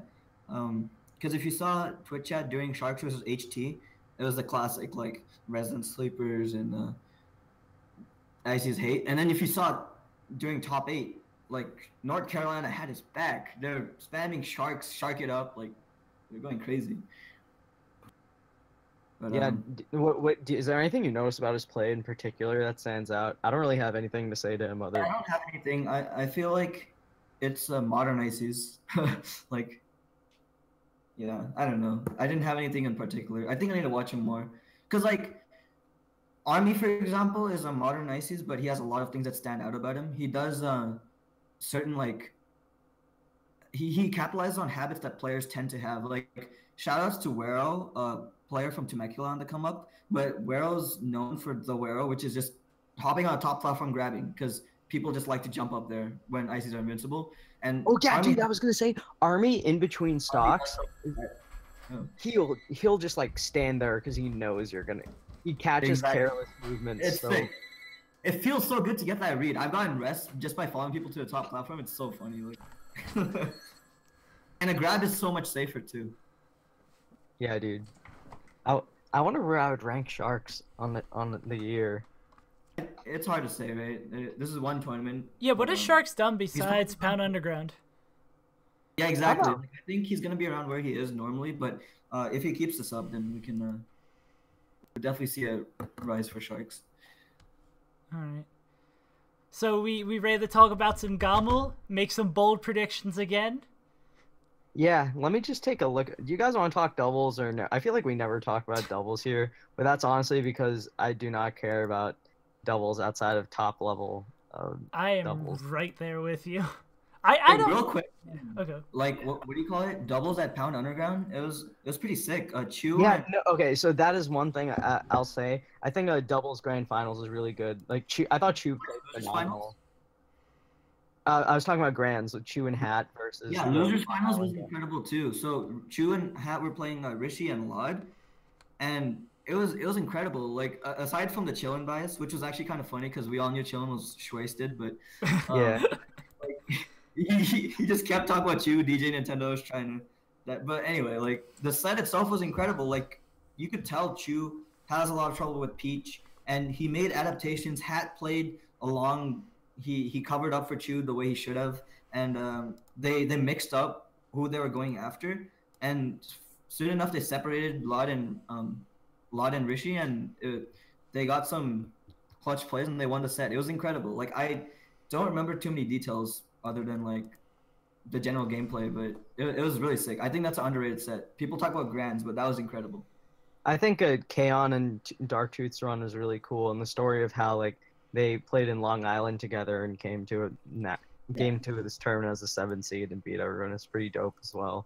That was incredible, especially because I mean the set itself, right? Like they were up 2-0 and they started getting overconfident, and you could see in their play, and they covered it up. It feels great to stop a reverse 3-0. Shoutouts to Kaon and Darktooth, and they in the interview, Darktooth was talking about how Kaon, as we all know, plays the resident sleeper style, and Darktooth plays the aggro style. So they work really well together. The Darktooth's a pusher for sure. Darktooth's a pusher, and they mentioned how they played, or he mentioned how they switched it up really well. Even though by nature they have certain specific styles, they confuse their opponents. So that was really good to see. Kind of like when we were talking about Zain earlier, right? Like he's really good at finding that inch of land that doesn't exist and just dashing back. Yeah. But then eventually he started adding other stuff to the game. It's like if players have a specific strength and they start adding the other component, like it's such a huge difference. Agreed. All right. So do we actually want to talk about GOML now? Right. Sorry, we love talking about Melee so much. Yeah, no, dude. Melee's dope. No, I'm not saying to like stop being passionate. No, we need to go in this exact topic order. We're gonna fuck everything up. No, I was just I like jokingly went back all the way on the topics and highlighted it. But is there anything? Dude, I just realized Hungrybox and Juggleguy are playing at GOML. Will Juggleguy bring out his fox, please? Part 2 of King? Yeah, it was just Juggle Fox gets destroyed by another. No, Juggleguy is actually a very good player. It wouldn't surprise me if he it wouldn't surprise me too much if he made top 64 at GOML. People forget he's actually pretty solid. Yeah. His Falcon, not his Fox. His Fox is not. What is Hungrybox still #1 in the world if he loses the Juggleguy? Like, does he immediately just drop? Does he lose that? I don't want to dignify this question with a response. No, you have to think about it. Do you remember what happened at GTX? Do you remember what happened at GTX? I don't want to humor this anymore. Oh, Mr. Serious Edwin. Lavage won an interesting set. Would you rather? Oh, here's a good hypothetical. Would you rather? Okay, do you think Juggleguy would trade his legacy as a tournament organizer for a win on Hungrybox for the greatest upset of all time? I hope not. Yeah, no, that's not worth it. It was so essential to like a lot of the scene. Oh, sorry, no, that's a bad. Okay. Here's a better question. Would Juggleguy trade his legacy as a tournament organizer? Like he can't run tournaments anymore. Like the big house gets passed off to someone who is not Mingy in Michigan or whatever. Like it gets passed off to someone else. But like after beating Hungrybox, Juggleguy just realizes his true potential as Wizzrobe 2.0 and quickly becomes the best player in the world. And because he's the best player in the world, you know what happens? I don't think this anymore. Edwin's such a troll. You know what happens when he becomes the best player in the world? That means the best events need him there. But then that's when Juggleguy's master plan comes in. And he says, I will not attend this event if it allows wobbling. And Juggleguy finally kills wobbling. Yeah, but thinking a Juggleguy can beat Hungrybox, that's insane. No, but thinking Juggleguy's the best player in the world and bans Wobbling, that's not too far. That's not too far out of the realm of possibility. Do you think he would trade his legacy as a tournament organizer in order to become the best player in the world just so he could ban Wobbling? Does he still hold that like deep-seated hatred against Wobbling? Oh, he hates Wobbling. He hates it, dude. Wait, guys, like real quick, I don't mean to like sidetrack for too long, but I'm just really curious because I've always been a respecter. Like I just respect the game, right? I respect like this exists in the game, so I respect Wobbling exists, and I play around it. Like I think about, okay, you can wobble Nana back by like killing her, and like it's pretty easy to kill her. But like in like just theoretically, like maybe it's noob talk, but Wobbling, like when you think about melee, you think about how you can interact even when you're getting punished, then you get wobbled, right? Like what do you guys think about that? Like I think it's whack, but it's part of the game, so I try not. So like if I get wobbled, it just means I suck, you know. Like, yeah, I'm not entitled to play my way of melee. I feel like it's actually okay because it's Icy's wobbling, and you can wobble them back, right? Yeah, if Icy's were like extremely oppressive and like everyone played Icy's, I think I'd maybe dislike it. But the fact that they're like middle of the road, people have learned how to beat them. There's not any good Icy's around. Well, there's Army around right now. It's just I don't understand the extreme hate against Wobbling. Actually, I understand it. Yeah, but it also comes from like entitlement, I think, honestly, and just like the belief that your vision of melee and like your ideal for what is your vision of competitively valid does not align with what is currently standard, and that's okay if you think that. I'm not saying you're stupid if you think Wobbling should be banned. A lot of smart people I know think Wobbling should. Well, exactly. It's just more like I don't really think of it that way as much as like this sucks, but whatever. Just Save's point on good ICs. When Chu was good, there were a lot of complaints about Wobbling. So and I mean he's been good without it too. So. Yeah. But even when he was good, though, like people would just be like, "Oh, he's just wobbling." Like that's why he beat Mango. He's not actually good. Like, yeah, no, yeah, I don't agree with that as an excuse. Like, it's not a crutch. Like, I don't like people saying like he's only good because of wobbling. No, he. I mean, I think it's definitely. I think it's just objectively true at a lower level. But I think I was about to say that Arcadians are heavily affected. Like SoCal Arcadian, I do think Franz or CPU would have won last year. Shout out to my boy Franz, but I think SoCal Arcadian's a little like highish of a level. Like I know Kobayashi won it, but I'm saying like even lower than that. I think much lower than that. ICs are good. Even at SoCal Arcadian level, I feel like you can't really call out someone who gets carried by wobbling. You know. Just like I haven't seen Kobayashi do anything after that. Like I don't know if he moved or. No, I'm pretty sure Kobayashi's not active or he doesn't play much anymore. Yeah. Like a lot of people I talked to from SoCal, or at least a few people, said that he had a good, like he was very close to being ranked, but he just wasn't active enough. So he might just be a special case. I don't know. I'm sure there's someone out there that could actually do a study of Arcadian winners and see if the narrative of Icy's winning Arcadians is true or not. But I don't feel confident making a claim. Did any of you guys watch the San Diego Arcadian? Nah. No, what happened? It was incredible. So there's an old school brawl player. I forgot his tag. He plays Marth though, and he's like really like he looked so out of place like in the Arcadian. He's like this guy that's 10 years older than everyone. But he first off, shout outs to Android Zero. He's literally like Wizzrobe Jr. He played out of his mind and got second. And there's an incredible grand finals with the old school brawl player moving super slow and making reads, and Android Zero like new school, like all the tech in the world, like Wizzrobe. And then the Marth player like slowly adapted, and it was just an incredible tournament in general. Shout out to San Diego. Sick. It's just cool to see that skill transfer. But Melee's just dope, man. GOML finally. Oh, yeah, right. Yeah, GOML. That's a thing. Okay. So I'm looking at HBox's bracket right now, and after he beats Juggleguy, if yeah, come on. Respect every man. I still can't get over. I think you guys didn't answer my question if he would trade it to become the best player in the world just so he could get Wobbling banned. He would. Yeah. Okay. I think so. He has Sharkz and Shroomed. I think I think HBox is pretty safe there. Mm-hmm. Then he has SFAT into either AMSA or Axe into likely either Plup or M2K. Actually, I'd like to talk about Shroomed real quick.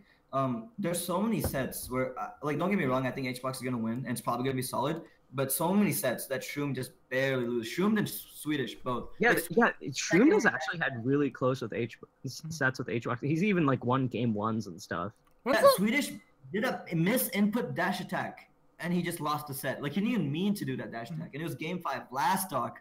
Like, he could have very easily won. Like, I know, let's give HBox credit. Like, he's probably gonna win, right? But you don't know. Like, there's that small possibility that Shroom might do something. When's the last time they played? To like. Oh yeah, Edwin, I'm gonna look it up. Go ahead. Yeah. What were you saying about it? I'll look it up real quick.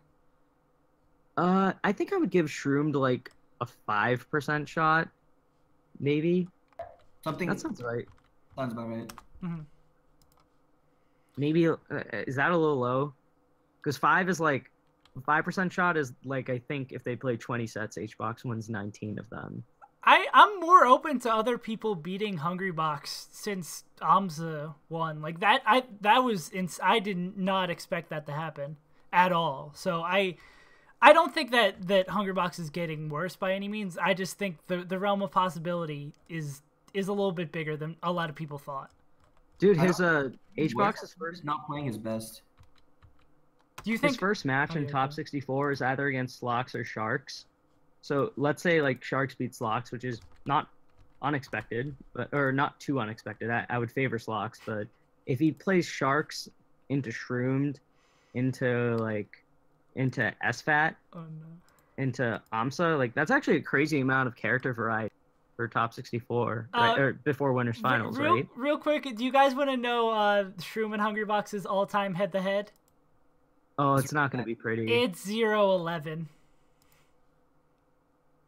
He is one. Some of those are close though, man. Like, no, actually speaking about Shroomed and Hungrybox, and like at some point I mentioned Hungrybox's extremely defensive play, 2010 to 2012.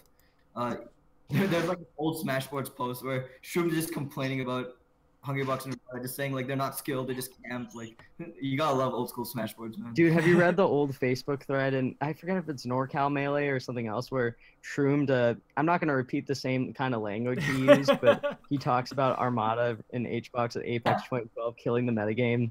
That's what I'm talking about. That's the one. It was on Smashboards. Yeah, it's a Facebook post. I think. Oh, okay. I thought it was on Smashboards, but so funny, dude. A lot of bad language, guys, that we should not say on stream. Wait, hold on. Who's SFAT playing in this? One of my favorite posts is the Mango Puff stuff. I love that post. Yeah. Dude, what he talks about Bowser, it's true. Like, I'm not saying that Bowser wins, but like, I actually learned how to play like by reading it a little bit. And rollout against Ices, very good. As long as you do it the right way. Like. So I'm looking at these these projected top 24 matches. What do you think of Plup versus Zain if they play again? I'm still gonna pick Plup just because I think it's so good. But Plup is favored here, but like you guys heard about his hands, right? Like if his tell me what's up. Like Plup's hands acted up during Summit, and that's why he played so bad. So like if his hands act up again, like I think Zain has a good chance. I think Zain's a good player. But I think Plup's favored if Plup's like in form. Because watch Plup versus Armada and tell me that's Plup and not some rando sheet. No, I thought Plup played really up and down. Even against Zain, he had moments of brilliance, but would just go back to playing kind of sloppy. Or those Drug Fox that tweeted he didn't see any needle edge guards, and I think it was an exaggeration, but Plup like agreed like when he replied, like, what do you call it? Like yeah, he just didn't get some bread and butter stuff in the Marth Sheik matchup, and it's huge. I think that just looking down the bracket, that matchup's going to be huge if in deciding if Mewtwo can win this tournament. Because I think if he runs into Plup, that might just be shut with him. But if he has to play Zain to get in the winners finals to play Hungrybox, he could win it. We could have Mewtwo two back to back. Shot? Plup I think it's a 3 lot. times they've played, but yeah. like Is it that crazy if meteoric beats him? I don't think it's like super crazy because I'm not biased against meteoric, but I would say I would say Plup is pretty favored in that, but it wouldn't be out of Like the how question. favored?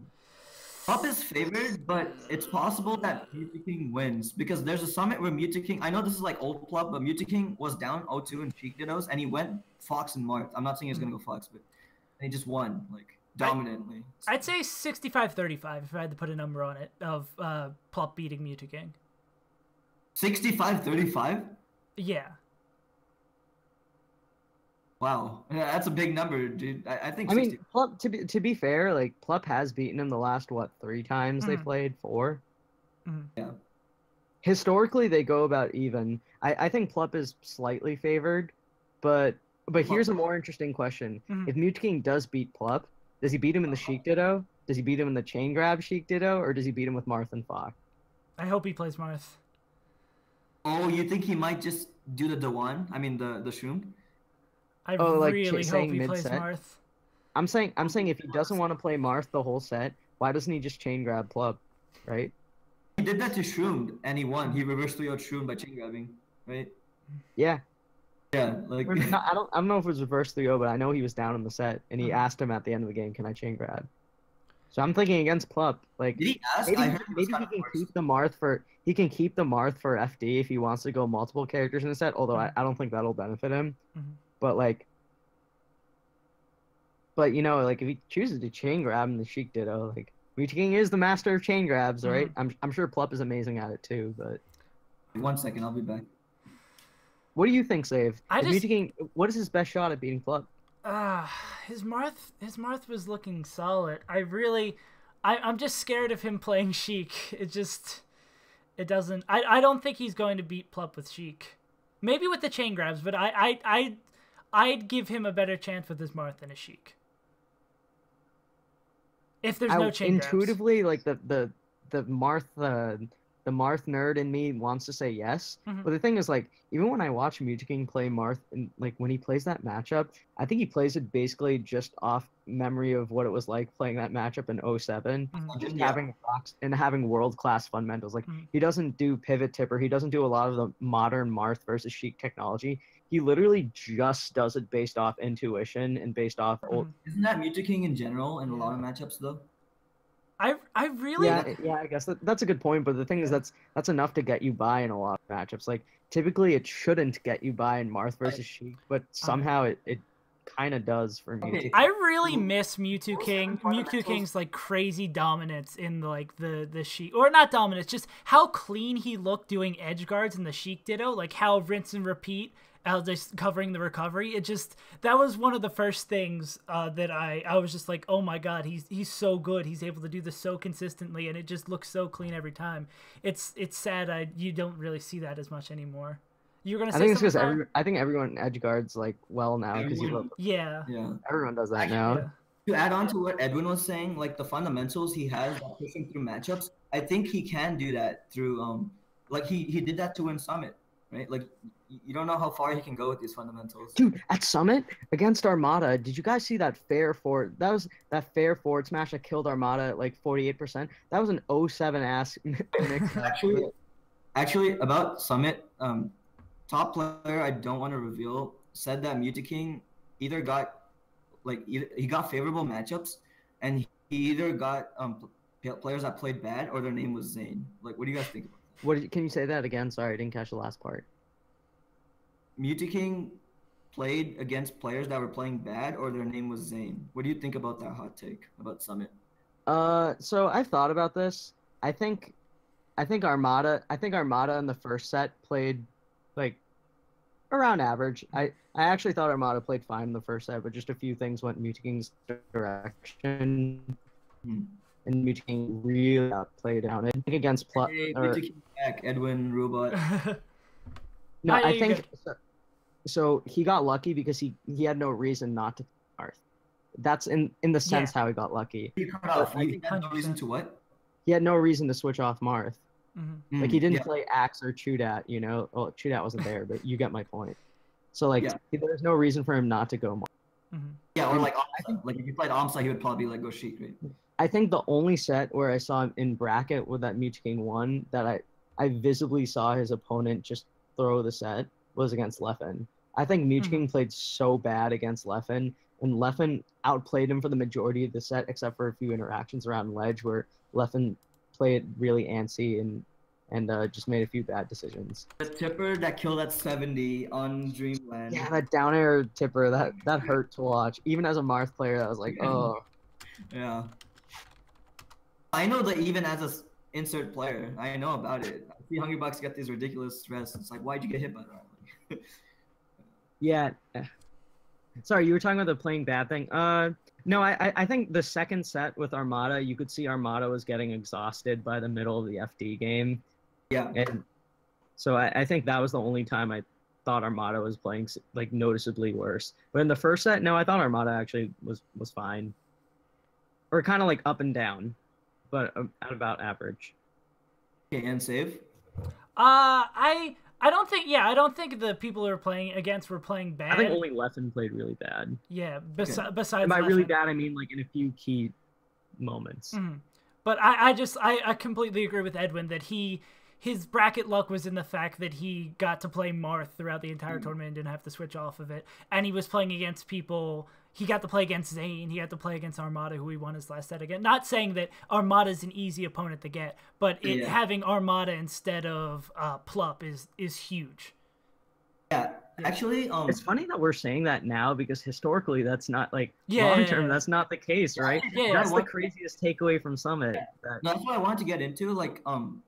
This top player did say that like it's lucky that MewTking got these players, but Armada, like historically, as you guys said, like it's a really bad matchup, so you have to give MewTking credit for that. But one thing I did notice is I know Armada against Hungrybox did the yes, right? But like in general, like he didn't have that energy and that same like you could see the lack of motivation. Like you can kind of like it's not something I can just like point out like, oh, like he dashed like 1 second slower in this spot or something, but I feel like I think the Armada win is huge, but not as huge as it could be. Like I think if MewTking beat Armada at UGC, that's a different Armada, if that makes sense. But this is like I don't know. I feel like we're kind of getting we're spiraling out of control here, and this can go into so many topics about like if Armada is playing good or bad or what we expect from Armada moving forward. But I think the general takeaway that we're getting here is that MewTking has more favorable matchups than we previously thought, but him versus Plup remains a question mark. Yes. And because we don't know which character he's gonna go, we don't know which one. We have no like idea which one will see more success. Real quick, I just wanted to clarify. Like, it's not like playing bad. It's just like the edge, like wanting to win. I guess the hunger. Yeah. For him. I don't want to like speculate on the hunger, but I think definitely in terms of like cleanliness, it was noticeable at least in a few key situations that went his way. Like it was just like a perfect storm for him to win an event, I think. Is there any other matchup you guys are looking out for at GOML? Like in particular besides those? Like GOML, if MewTking wins against Plup, he gets to play Hungrybox, right? That is a set. I still stand by it. I think MewTking is gonna beat HBox when they play again. Okay, the thing is, HBox hasn't played against MewTking, but MewTking hasn't played against HBox. So I think it helps. I think it helps MewTking more. And the reason that is because MewTking plays such a like I don't want to say non-interactive, but the way he approaches the matchup, like he approaches it from a perspective of like he knows what Hungrybox is gonna. He knows Hungrybox's options at any given moment, and he's gonna do something in a situation that he thinks covers the most, the best options or the most amount of options out of them that HBox is likely to do. Like it doesn't really matter how HBox prepares for MewTking if MewTking just rando run up smash kills him at like 70%. It throws HBox off clearly, like at GTX, right? Like in winners, he lost to MewTking. Like it's those situations, it's those 50-50s. Like you could see, and HBox starts getting flustered because he's expecting like stuff he gets from other Fox, from Plup, Mango, Leffen, like. So, but I'm saying like you can't like that's not a situation you can like. I mean, I guess you can prepare for it like you can with any other situation, but with MewTking, it just feels so much like you could either blow up in his face and he loses like 3-0, or he dominates HBox.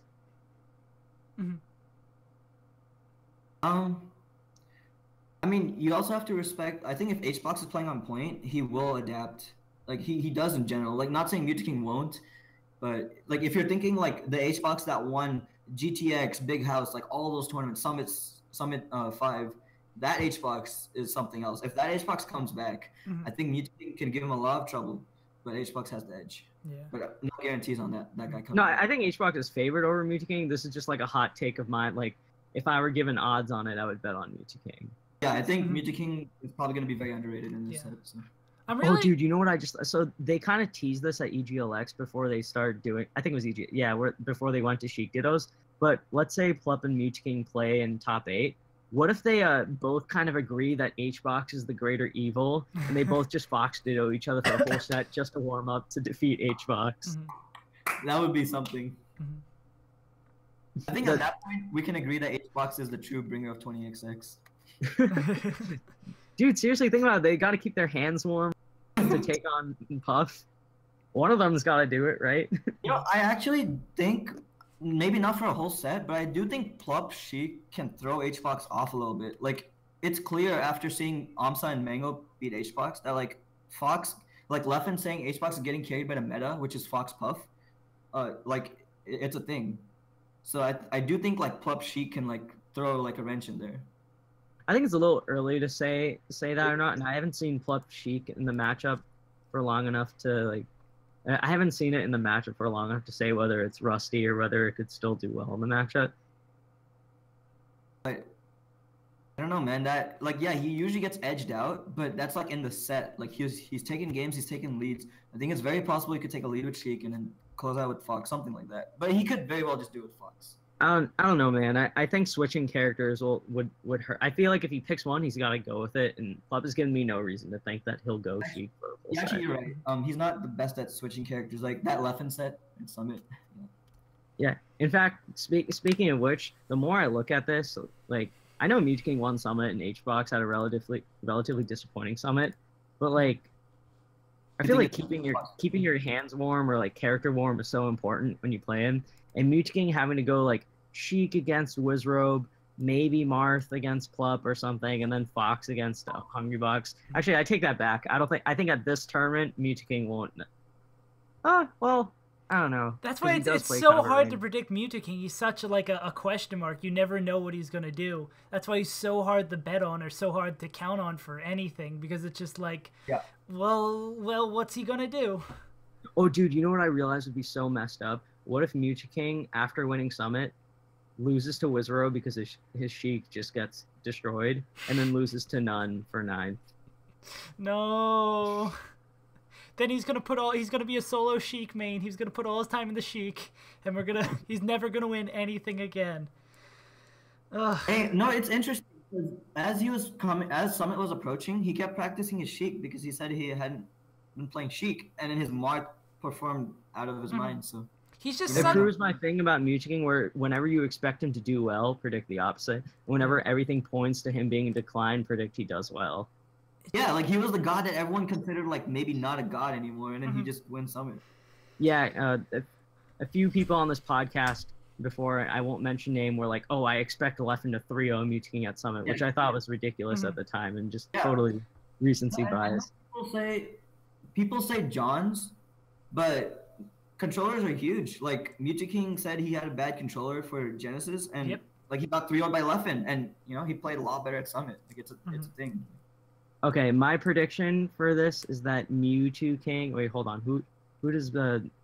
I think he'll finish 5th or 7th, and the way I think he'll 5th or 7th, or the way I think that'll happen is that he will beat Wizzrobe, but then he'll lose to Plup and lose to Axe, and lose his 5th straight. Oh yeah, I didn't even think about if he has to play Axe, because that's on his side of losers. Yeah, that's rough.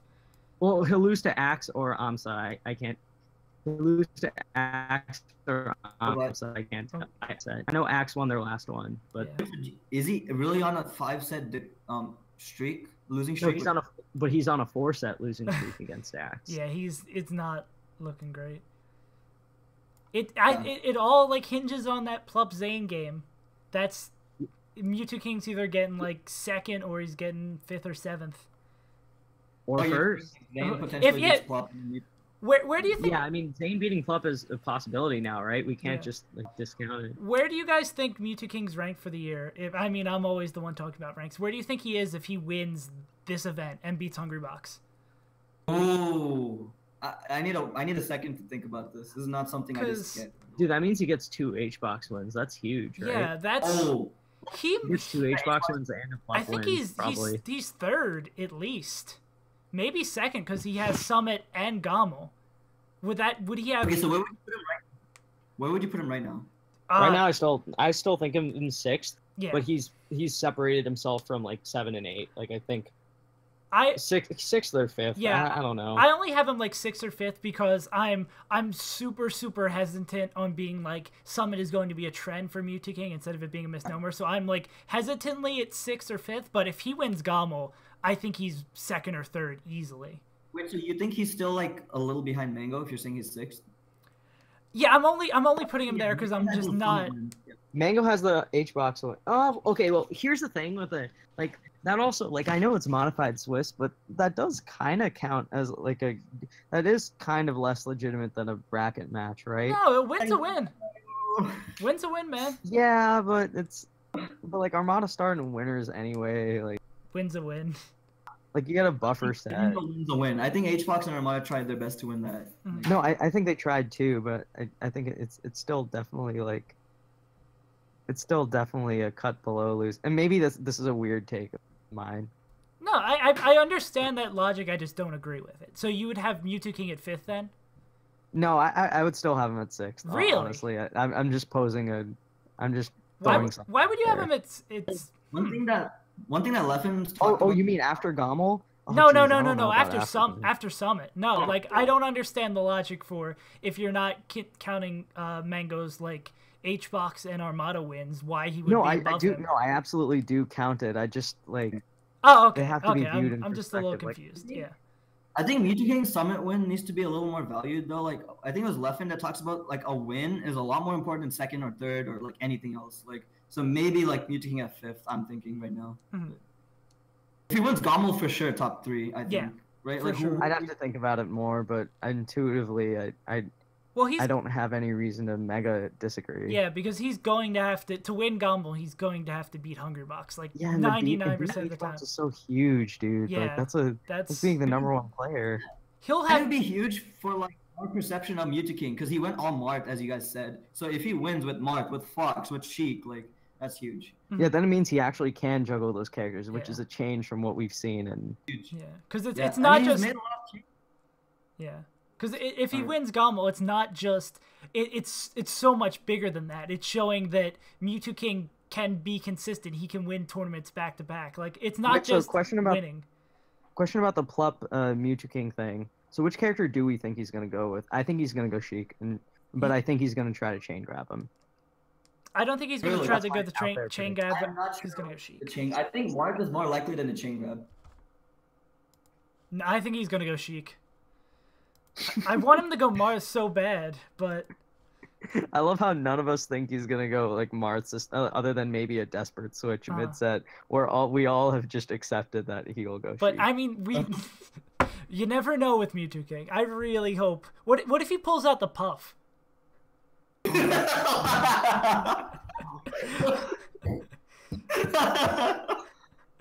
God,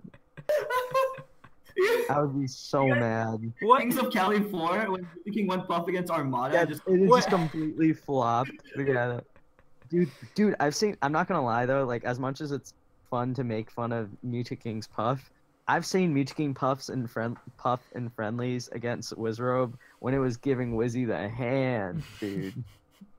M2K's puff in friendlies. I've seen it on stream, dude. What if that's the ultimate anti-Hungrybox, where M2K just concedes he's going to lose the set and goes puff the warm-up Plup for Hungrybox? That's the ultimate anti-Hungrybox type right there. That's the ultimate. Yeah, not Fox Dittos. That. Yeah, oh yeah, Yeah, when M2K was just like, all right, I'm gonna look. I'll give him a shot against Plup, but I think he will Sheik. He will go Sheik, and I think he should chain grab him if he goes Sheik. Mhm. I mean, I think anyone should chain grab. And Well, okay, actually about the chain grab, so if you remember from Cruise at Summit, King took like 2 stocks like immediately from Plup, right, with the chain grab, but then Plup brought it back. So I think that can go either way. I think King cares too much about like the public perception around chain grabbing and won't do it. I mean, he did switch on Shroomed, but I think it's less that he'll do with Plup, and then after winning Summit, I think he's more caring about. Actually, no, that might be going a little too deep into the psyche of King. Save. Yeah, it's King. You never. Yeah, that's true. I think him going Marth is more likely than him going Sheik and chain grabbing. Yeah, dude, Beyond Fables in the chat. Mewtwo Puff at Genesis 5 in doubles. I forgot about that. Oh, that was a thing. Oh my god. I think I blocked that from my memory. I forgot that, dude. I forgot about that. God. I mean, I remember at Evo 2014 was the last time when the Puff was doing work, but I did not remember like Genesis 5. Oh, dude. Oh my god. I'm looking at it. So this is on a different note, but Crush is projected to lose against, I think, SFAT, which I'm not sure I agree with that, but yeah, just looking Zach's not the strongest in the Ditto. Yeah, but looking at Crush's potential losers run, starts off kind of hard with Ryan Ford, who's really good at the Fox Ditto. But if he beats Ryan Ford, then he's projected to have Swedish Delight, who Crush has beaten before, then have Zain, potentially None or Wizzrobe, and then he could have Amsa. We need to talk about Swedish Delight versus Fox at some point, but back to Crush's run. Yeah. Do you think Crush can beat Zain? Yeah, he can beat him. No, I think it's Zain hard. would, yeah, no. Post Summit might destroy Zain. Yeah. Or might destroy Crush, but if Zane's not playing well, then yeah, of course Crush can beat him. Yeah, Crush can do it, but Crush hasn't been that hot lately, right? Exactly. Like, what has he done lately? Yeah, that's why I was just really confused that you kind of, not that you glossed over it, Edwin, but you said it like kind of like, oh yeah, because Zayn. No, I don't think he's favored. I don't think he's favored against Zayn, but yeah. like he can do it. I'm saying there's a potential. Yeah, it's definitely the realm of possibility. Real quick, the Crush after the Summit he was part of, he won that tournament, right? The game. Yeah, Holiday Bash. He hasn't really been like out there, right? Like he won that tournament in the winter, and then he hasn't had like any spectacular results since then, right? Yeah. Or am I wrong? Yeah, Crush has kind of been wishy-washy since then. He beat Zayn in their last head-to-head, actually, I think. Really? Where was this? He beat him at EGLX. Okay. I mean that was months ago, and that's pre-Summit Zayn, right? So maybe post-Summit Zayn just destroys Crush, but who knows? I think Crush tweeted during Summit that he's the only Fox with a winning record against Zayn.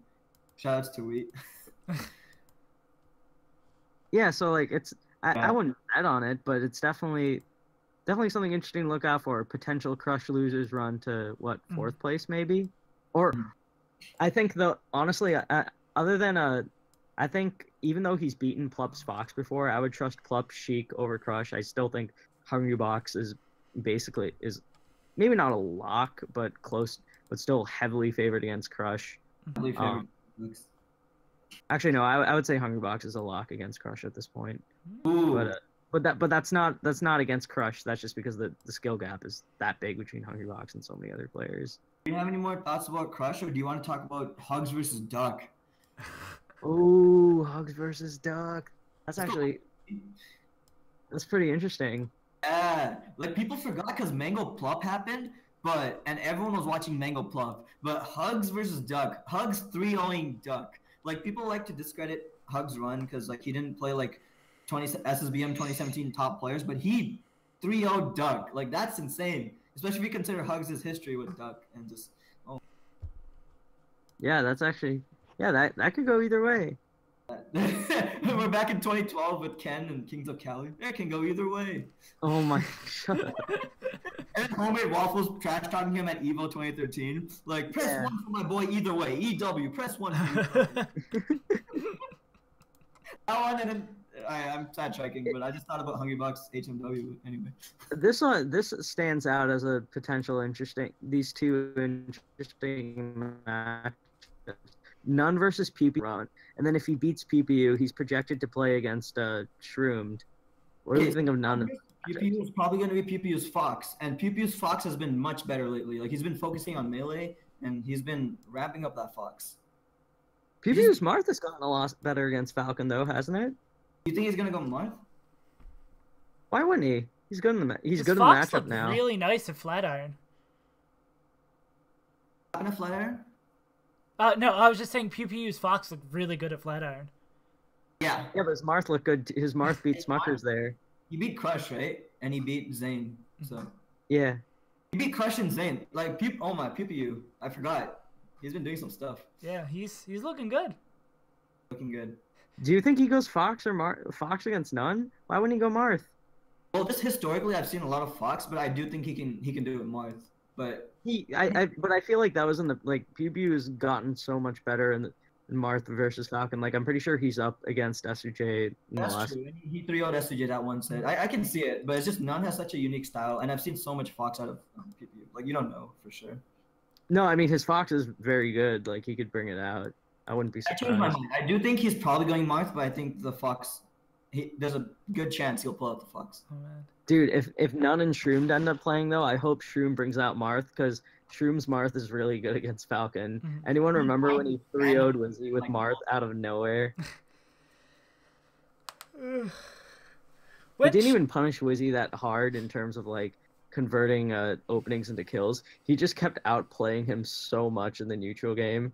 Like Wizzy would get to like 130 or something, but it wouldn't matter because he actually just couldn't touch Shroomed. That was a sick set. Shroom really hasn't done much this year so far. He's been pretty inactive, right? Yeah, I can't think of anything he's done Yeah. other than He won. he got like, drunk at the Mango. Yeah, he won like Spartan or And something, right? he won the Spartan, I Yeah. think. He's the best in NorCal, which is pretty cool, I guess. But If we I wanna talk about one player because looking at his run, it looks very doable, but he's gonna let me down again. Westballz, KJH into Lucky into SFAT. He's got Who into SFAT? KJH into Lucky into SFAT, which are Ooh. they're all doable, and he'll have the Fox train keep going, and then after that he has Axe. He did it SSS minus KJH. He did it SSS. Yeah, I don't want to predict anything because whatever I say, the opposite's going to happen. But that's a nice path for Westballz. That's a real nice. yeah, path. but it's Wes against Fox in 2018 is so unpredictable. Mhm. He'll either look amazing or like lose to KJH. Yeah, it's It a won't coin matter. flip. But that just seeing that potential looks promising to me. It makes me happy. Yeah, you know, if he went on that tear, then we could get Wes either against Amsa, Hugs, or Axe. Mhm. And he hasn't played Axe in a really long time, but the last few times they played, I'm pretty sure Wes won solidly. Yeah. Although that was like 2 years ago, I think. West in general has a slightly positive record against Axe, right? Yeah, but Yeah. I think like in 2016 he was like 4-0 against him or something. Oh my. Yeah, that would be dope for West's campaign back into the top 15-20 coming down. Man, I want Westballz to be good. Not that he's not good now. But there's one problem with that. Even if he beats those Foxes and he beats Axe, Hugs, or Amsa in for 7th, then he probably runs into either Mutaking, Plup, or Zain. Yeah. Oh. And I'm pretty sure none of us are betting on West Mhm. against any of those opponents. Yeah, like that's just one of the things where you're like, yeah, Westballz can't win. He can't win this. He can't win GOML. Well, I mean he's not Yeah, gonna win no, GOML, but I'm saying like Yeah. Obviously. No, it's just one of those Potentially things where it becomes a complete zero chance that he doesn't get that far. yeah, I mean those Fox players like you could either blow up in his face or what I think will happen is I think he will beat KJH, but he'll probably lose to Moon for 13th. Moon? Yeah, I think Moon will beat Oh Lucky. yeah. If I had to actually I think Lucky's had his number lately, hasn't he? Lucky's overall just been doing a lot better than Moon Mhm. lately. Yeah. Yeah. Who, Actually, yeah. yeah, who did Who does Moon play before Oh Lucky? dude. Oh my god, Zain and Lucky are playing again. Oh, Oh, that's the Genesis play match? Ooh. 5. Yeah, I mean I think Zain beat him at Smash Valley after Genesis 5, but Lucky, yeah, that's doable for Lucky. Lucky's playing Ginger to get into that match, though. You think Ginger could be Lucky? After the Summit power-up? I think Lucky's favored, but if Ginger wins, it would be a good sign. It would be like a good sign that the Summit power up. I think Lucky occasionally loses to Falco, like even if he's doing really well. Like, do you remember at Evo 2016 when Zoo went on that crazy run? Yeah. Like it can happen. But Lucky typically is very strong in that. Like he's had so many playing that matchup. Definitely favored Lucky. For sure. Yeah, Ginger winning wouldn't be too crazy though. Like that, it'd be a good sign for him.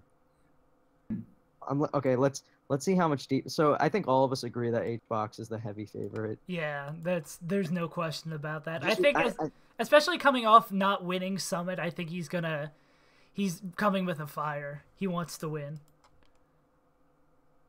It's just that I mean, I still think Mewtwo against HBox is such an interesting matchup because I think Mewtwo has a better shot than people give him credit for. But it just feels unlikely that Mewtwo would be able to balance all his characters. I think something about Mewtwo HBox though is even though Mewtwo has so many sets against HBox, the losers bracket ones are heavily HBox favored. Like the one where it really matters, like the one to win the tournament, to make it out, etc. I really want to see Mewtwo Hungrybox in any capacity. I'm really excited to see after Summit where they stack up with each other.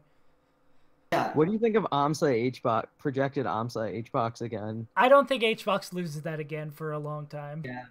AMSA played out of his mind and he like barely won. So.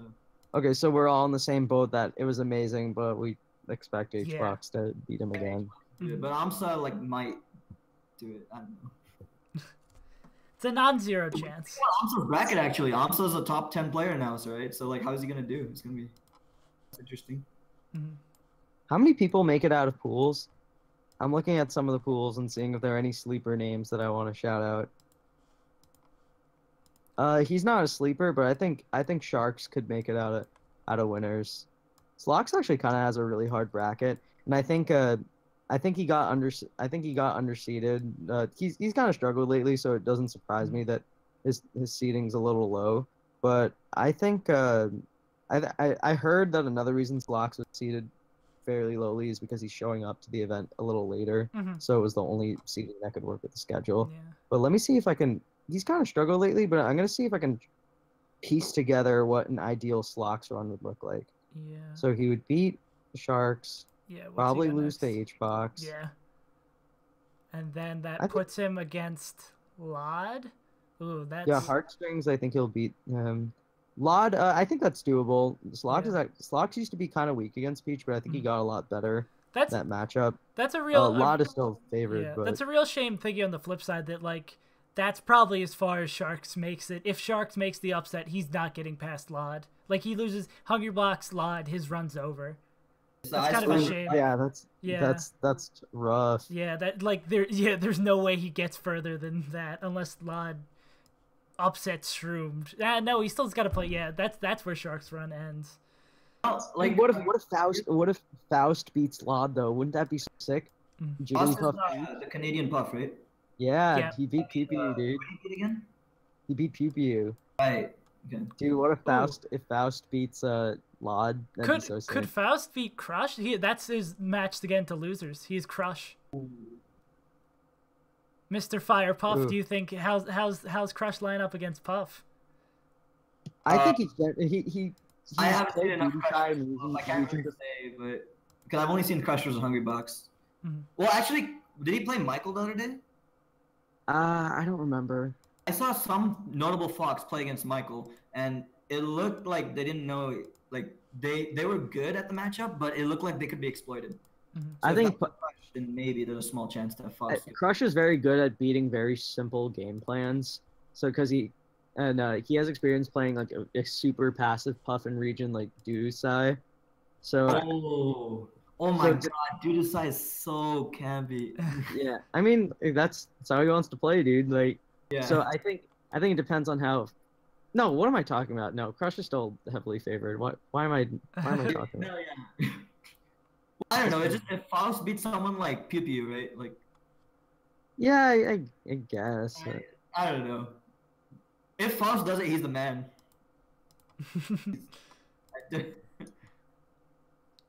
Yeah, he has to play. That's hard. My point about Dudusai is just like if Crush really does play with him, then he's ready for like any kind of attrition. So. Rishi versus KirbyKaze to potentially get it out. That's kind of interesting. I wonder how good KirbyKaze is right now. Oh, Crush KirbyKaze? Oh, that could be crazy. KirbyKaze has beaten him before. Granted, I think that was before Crush got mega good, but KirbyKaze is like notoriously good against Fox historically, right? Like he had that little retirement and then he came back and then like I haven't really heard of him too much. KK? Yeah. I just think he doesn't go out to events. Yeah, I don't think he's been to anything this year. Like literally nothing. Yeah. But KK Crush? Yeah, like, I'm excited to see that. That's a good set. Oh, man. KK has so many years of experience, like playing against like KK Ryan. Point is scary. KK is good on FD with Sheik against. Fox. Yeah, I know it's pretty crazy. Like, remember that set against Hax? Like it looked like it was Sheik favored. Like. I'm looking through else and I'm gonna see if I can find like my sleeper picks to potentially make it out. This is shaping up to be a dope event. Just in general, there's a lot of really awesome matchups. I think Edwin, you were kind of hinting earlier to like how you feel about the current state of Melee. From were you talking more of you were talking more of like a local level of the meta sides, right? Not to like track us off of talking about GOML, right? I don't know. It's too hard to explain. Honestly, it's too hard to explain. Yeah, that's fair enough. But the long story short is, I honestly think I'm just salty at not doing well at Pound, and I'm finding some dumb reason not to harbor it on myself. I know what you're talking about. Okay, I have something to say about a sleeper pick though. Oh yeah, go ahead. Poop! Oh my God! Poop. Not again! No. Dude, Poop could beat Parzival. What if Poop beats La Luna? Who's Poop? You don't know Poop? No, my bad. I'm not sure. How could you not? He's the legend of a. He's a really good captain. He's like a pretty good Captain Falcon player from.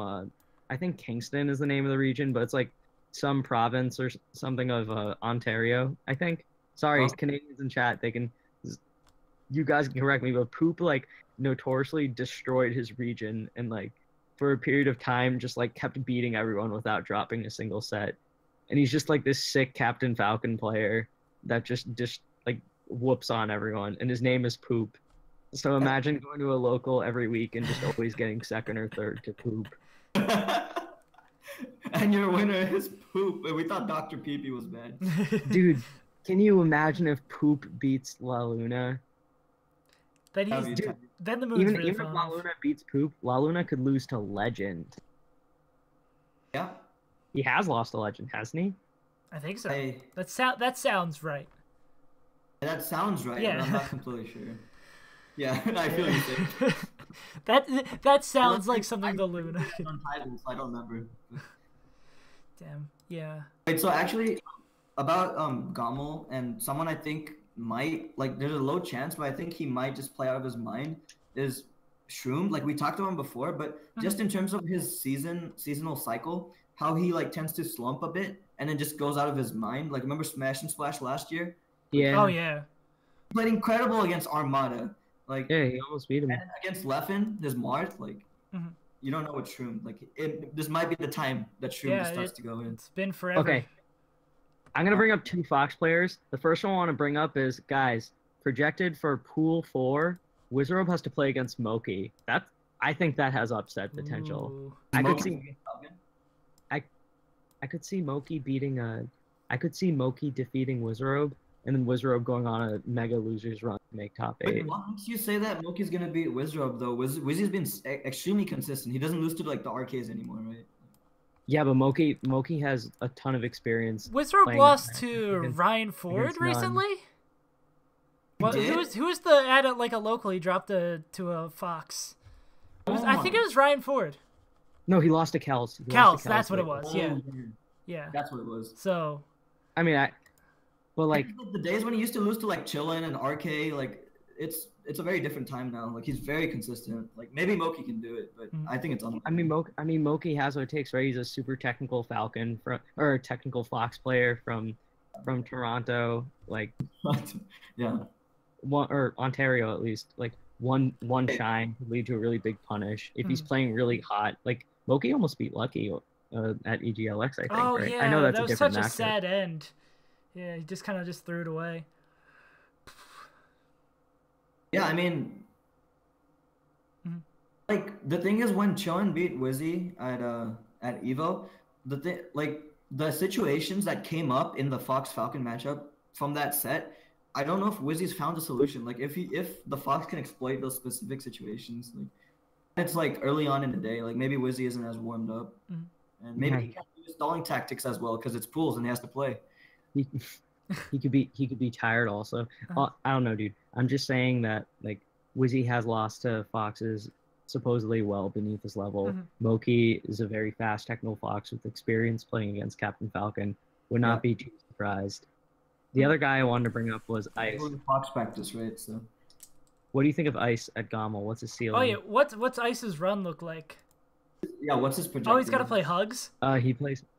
Yeah, I think he's toast against. Yeah, Hugs. I don't think he wins that. That's the Foreigner Classic. Hobby versus Duck. That's the Foreigner Classic. Just Fox comes in, plays against the Samus. They don't have experience.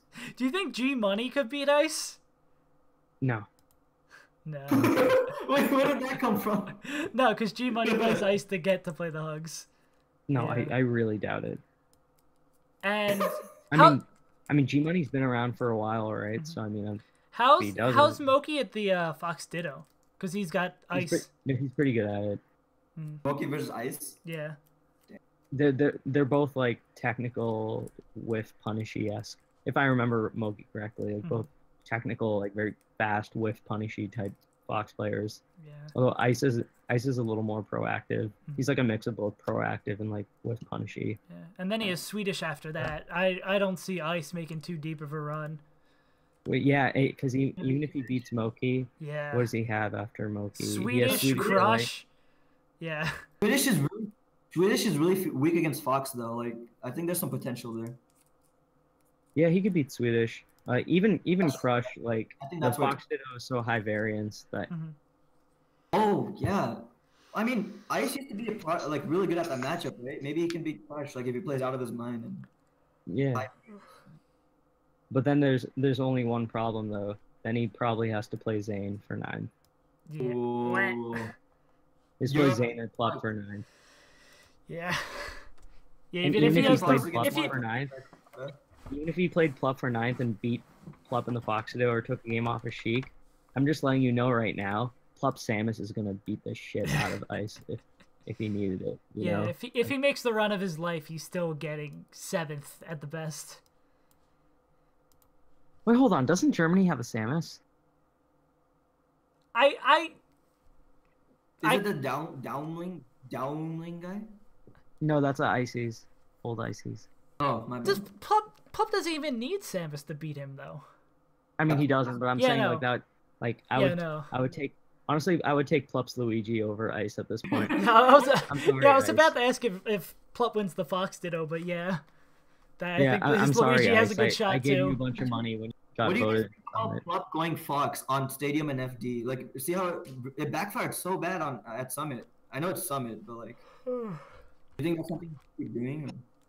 I asked Plup about this on stream before, and he just thinks he could win with Sheik, but he just finds it easier to play with Fox, and it's like a personal comfort thing for him, which I think he knows himself best, so I'm not going to tell him what to do. Yeah.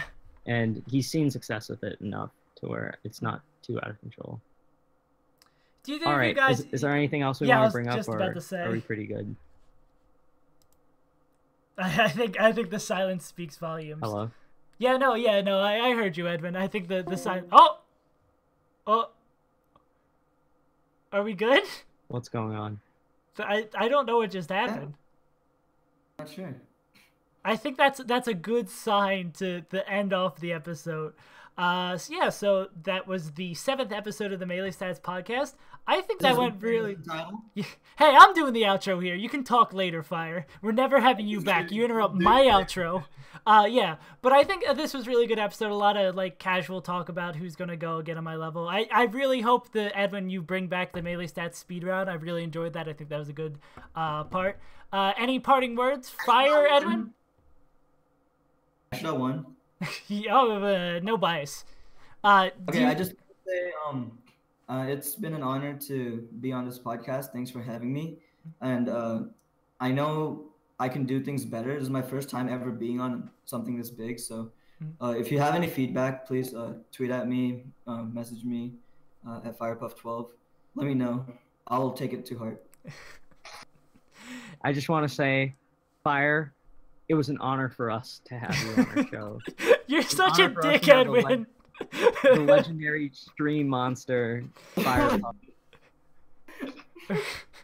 The purest soul of all. Yeah. Thank you, Fire. I hate you, Edwin. And with that, I think we're going to... I don't actually hate you, Edwin. You guys were both great. And Fire, I think you did a fantastic job. Yeah. But I've been SaveAsUntitled. This has been Edwin and Fire. And we will see you guys next time on the next episode of the Melee Stats Podcast. Peace. Peace. Peace.